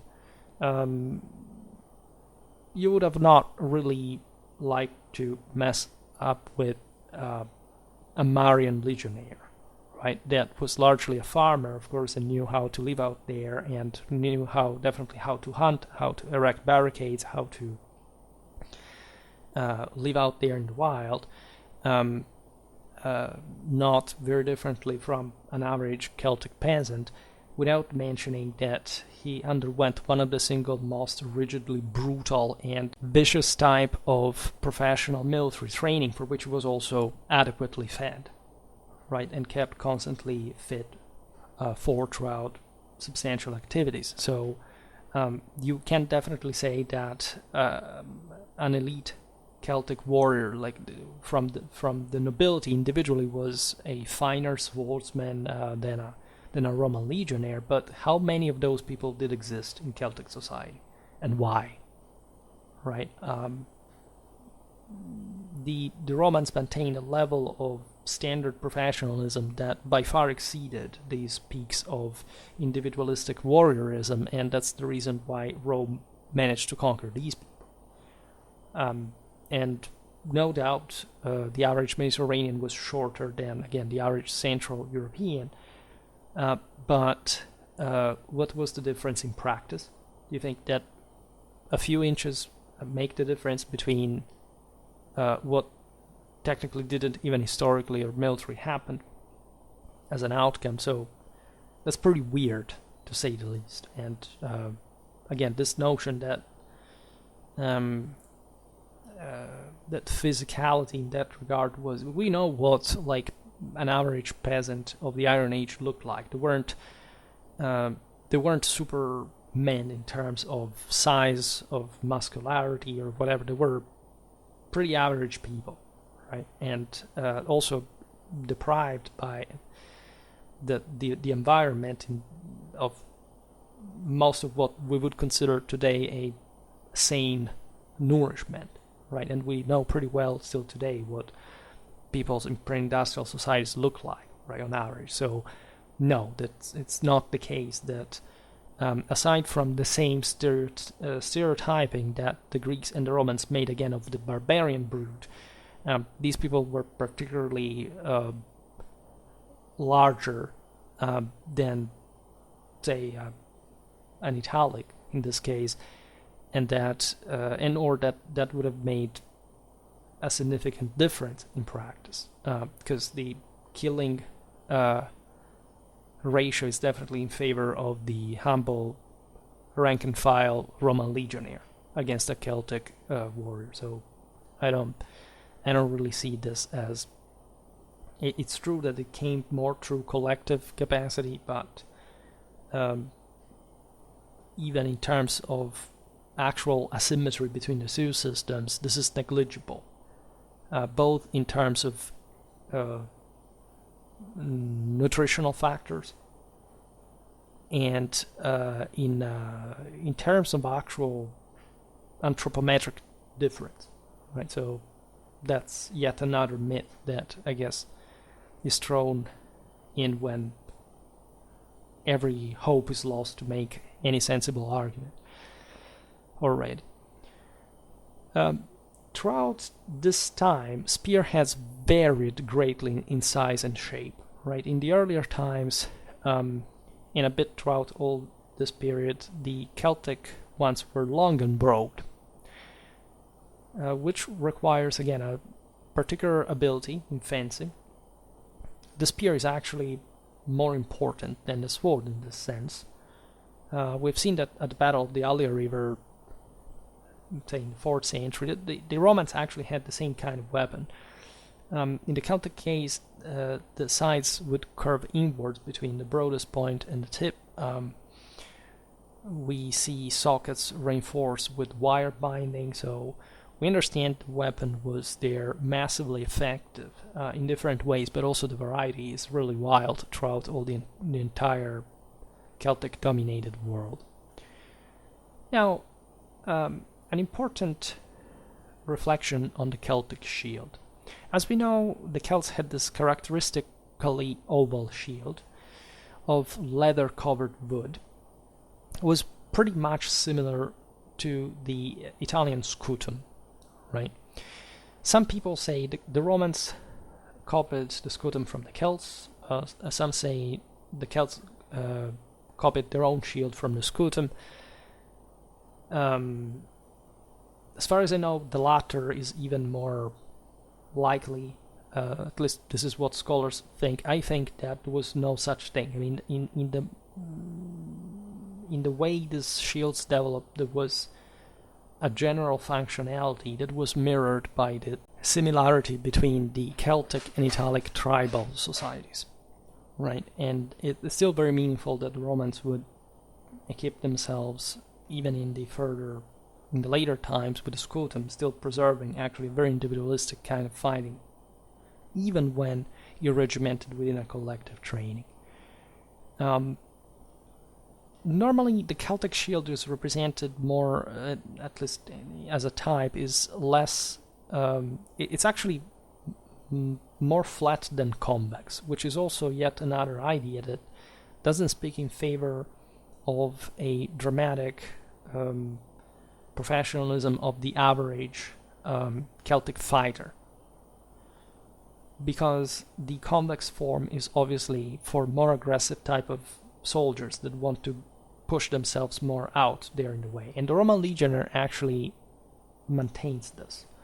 The flat shield instead can be interlocked with the guys around you, and it can be helping maintaining formation for people that maybe have to finally open this shield wall and charge, but not really having much chance to coming back into that formation, and still not having such an adequate type of shield for protecting themselves enough from the sides, given that it's rather flat, right? However, as far as I understand from the existing historiography, nobody has really understood anything about this topic, for the simple reason that a bit apodictically, the Celtic shield is being considered paradoxically and counterintuitively in this regard a sort of shield for troops in open order, right? For melee with the sword, differently say from the hoplitic one that would have been a shield only useful for troops equipped with lances in closed order. This is definitely BS. Like, we know that the Celts fought in both orders depending on the circumstances.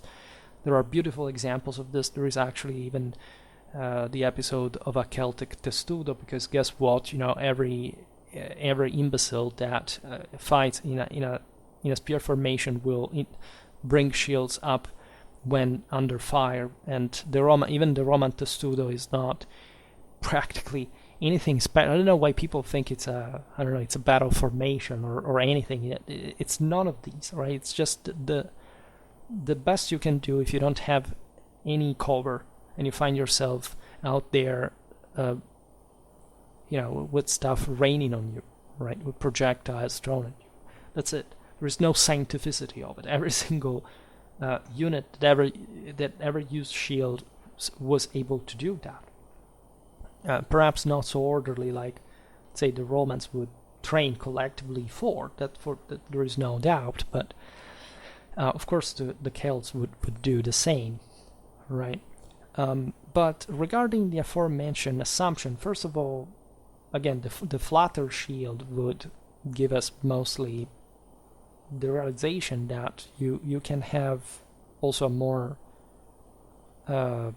close order with it, as we've seen. But we find some Celts that fight with pikes and oval shields, for example, while others that fight with javelins and hoplitic shield. So it really depends largely on which kind of source, which kind of find we are looking at, right? There is no doubt that the closed order was compact enough to be ideal for at least an orderly melee, and so practiced by he who had the cohesion and the organization necessary to apply it, right? We know that the Helvetians, the Galatians, had this, but when we read close order, this has mostly to do with the type of tactics so the formation rather than what you have in your hands, which should adapt to different tactical circumstances. And as we've just said, the convex shield actually confers more lateral protection, which is what even the very heavily drilled collectively Roman army would essentially maintain throughout all this time. Auxiliaries, for example, are more stereotypically equipped in our mind with flatter shields. So the real picture here, in my opinion, is that when the Romans conquered these peoples, they were already segmented in a fashion that they would first of all keep on fighting with what they had, and the majority of these troops were not really that individualistically versed, right? They were just levy militias, and they didn't have the level of even of individual training to be this great war. So the entire myth that, again, every barbarian would have been this tremendously skilled warrior just by his habit, his lifestyle, his fat and proteins, is not just disproven by historical evidence, but by basic logic, right? If you make a general tribal levy, right, it's not going to be the case. If you are going to meet with, again, some bunch of soldiery, some, again, maybe Central Gallic mercenaries, right, that are fighting really in the retinue of some bigger guy that can equip them and essentially maintaining them for some sort of professional service, well, we're talking about something different, but the latter is an exception in a world of otherwise fundamentally poor quality troops. And this is somehow notorious. Nothing to do with steadily drilled and armed professional soldiers like the Roman legionaries, that also were an exception in the ancient world, because no state, aside from, again, yes, the Hellenistic ones, but it was just a true elite in a broader sense. Then, of course, it depends which troops we're talking about, in which times, in which war, in which circumstance. But overall, it's that there is an inherent quality there that shouldn't be really ignored. Again, I'm of the opinion that the Celts were really tough morally, and so that it was very tough to conquer them, and that between the Romans and the Celts you have, let's say, not a draw, but definitely a much more symmetric difference than we think. After all, they were also similarly equipped, just the Romans were improved in that, both morally and materially, and especially in the former case. And we know, again, how everything ended, right? In any case, shields could vary dramatically in size.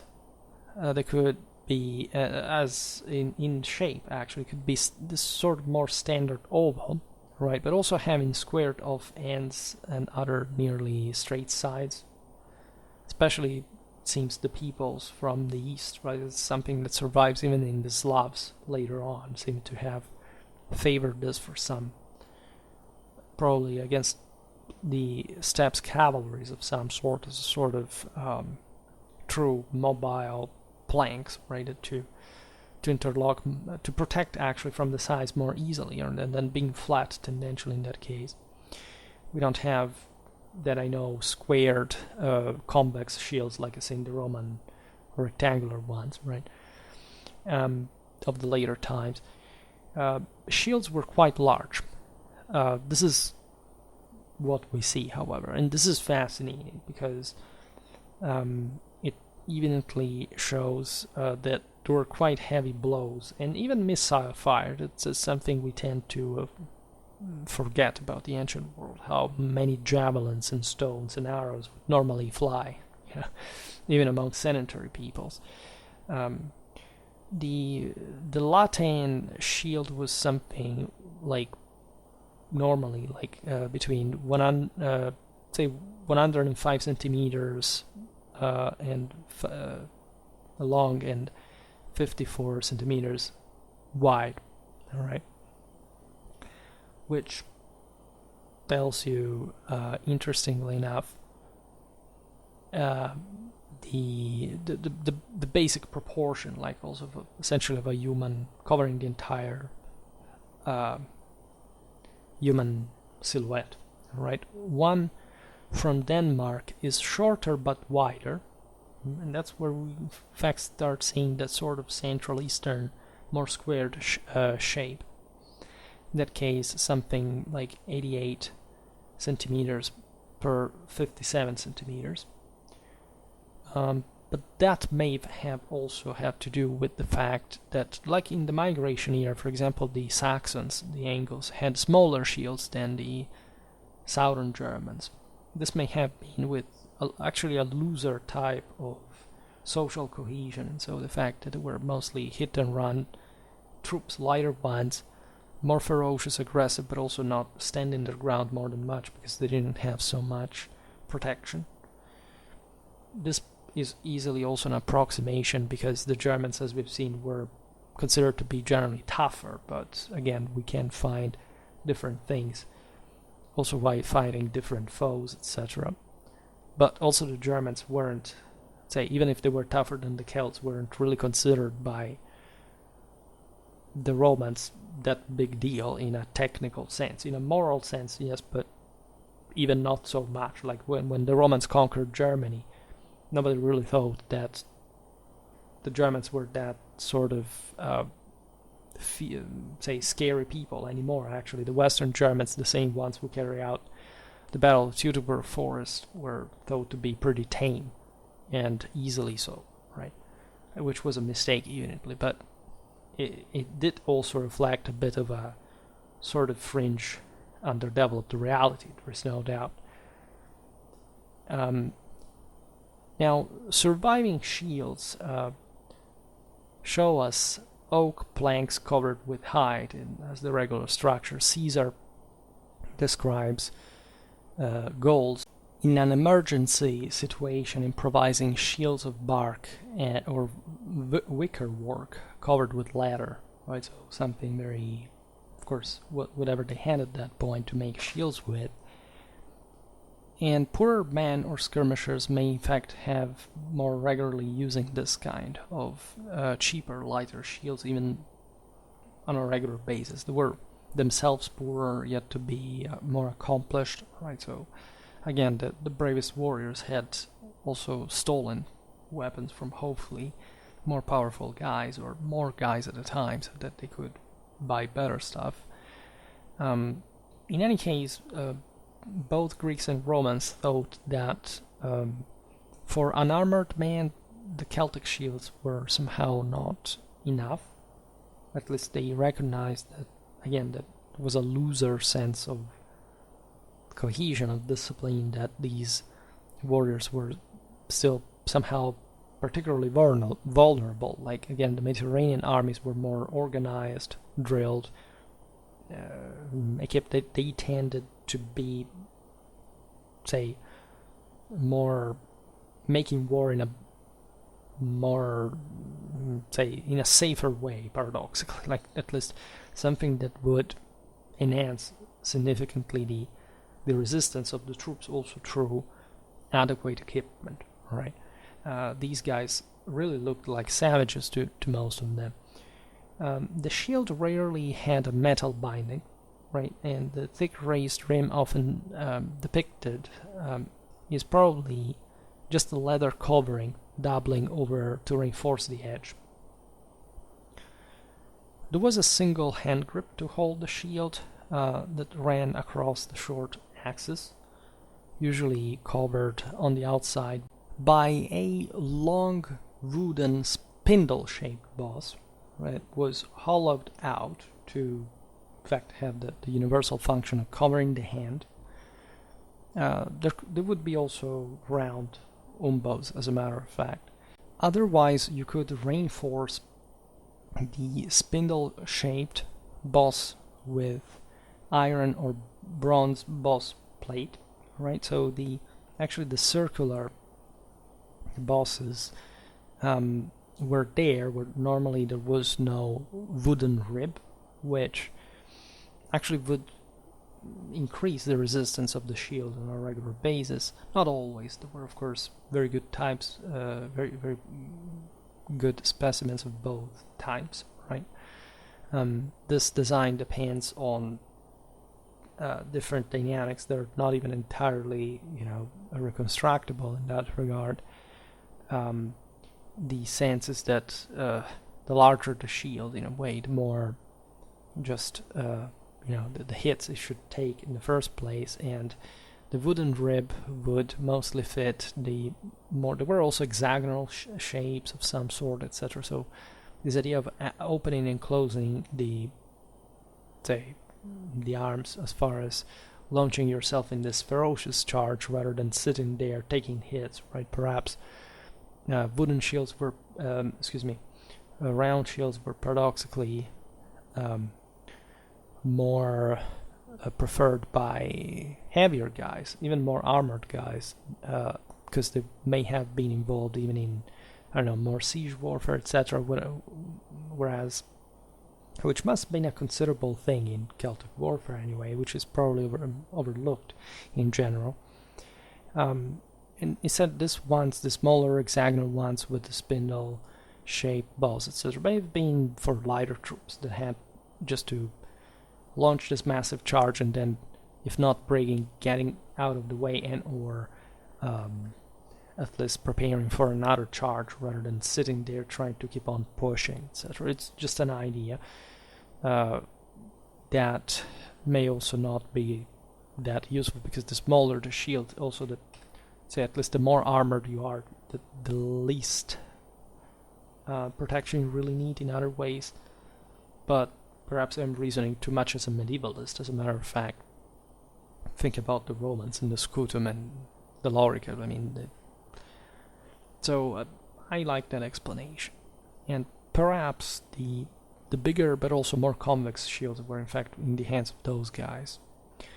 There are beautiful works of art that I uploaded also here, Pergamene statues, eventually copied also by the Romans, representing the dying Galatians. Right. In some Hellenistic art, you find also Celtic shields held by arm straps in Hellenic styles. You find also lots of shields in Celtic shields in Roman art, as the Celts were depicted as the spolia opima, together with their panoply, of course. Think about the Arc of Orange and or other. Even on coins, you find the Celtic warriors that were killed by the ancestors of the guy who had the magistracy for minting the coins, etc.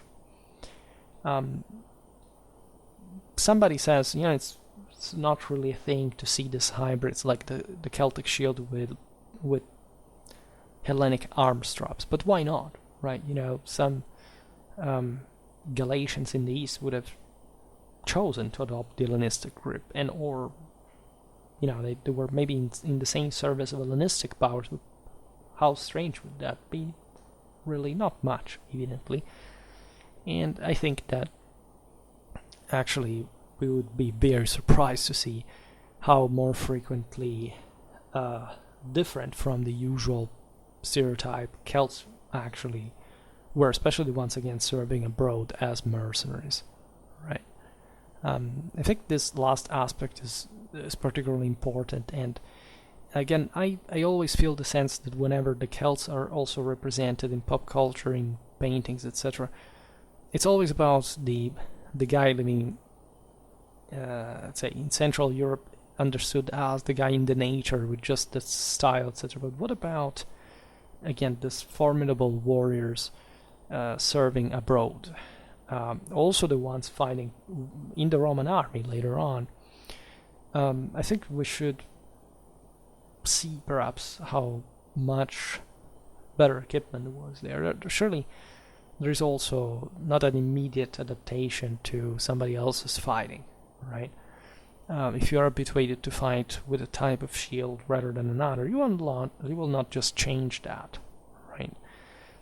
But at some point you would be obliged to at least try, or you may have been by the circumstances or just trained accordingly for some specific purpose. We know smaller shields in the first place. We know of different, of course, combinations of equipment. So the Celtic panoply that deserves a greater attention as much as Celtic warfare, and I hope that we will continue soon to make videos about also Celtic, made a video about Celtic tactics, but probably from the individual battles rather than the general, say, insight about like a summary of their tactics. But we definitely see an incredible military culture, warlike culture here at work, and it's definitely something you wanna appreciate behind the stereotypes, etc., and trying to understand how they really fought. I think that's quite important. For today, however, I stop it here. I just hope that you enjoyed this video. If you did, please share it. Otherwise, leave a like or subscribe to my channel if you're interested in my upcoming content. I thank you heartily for listening to me, as always. I wish you a nice time and see you next time. Bye.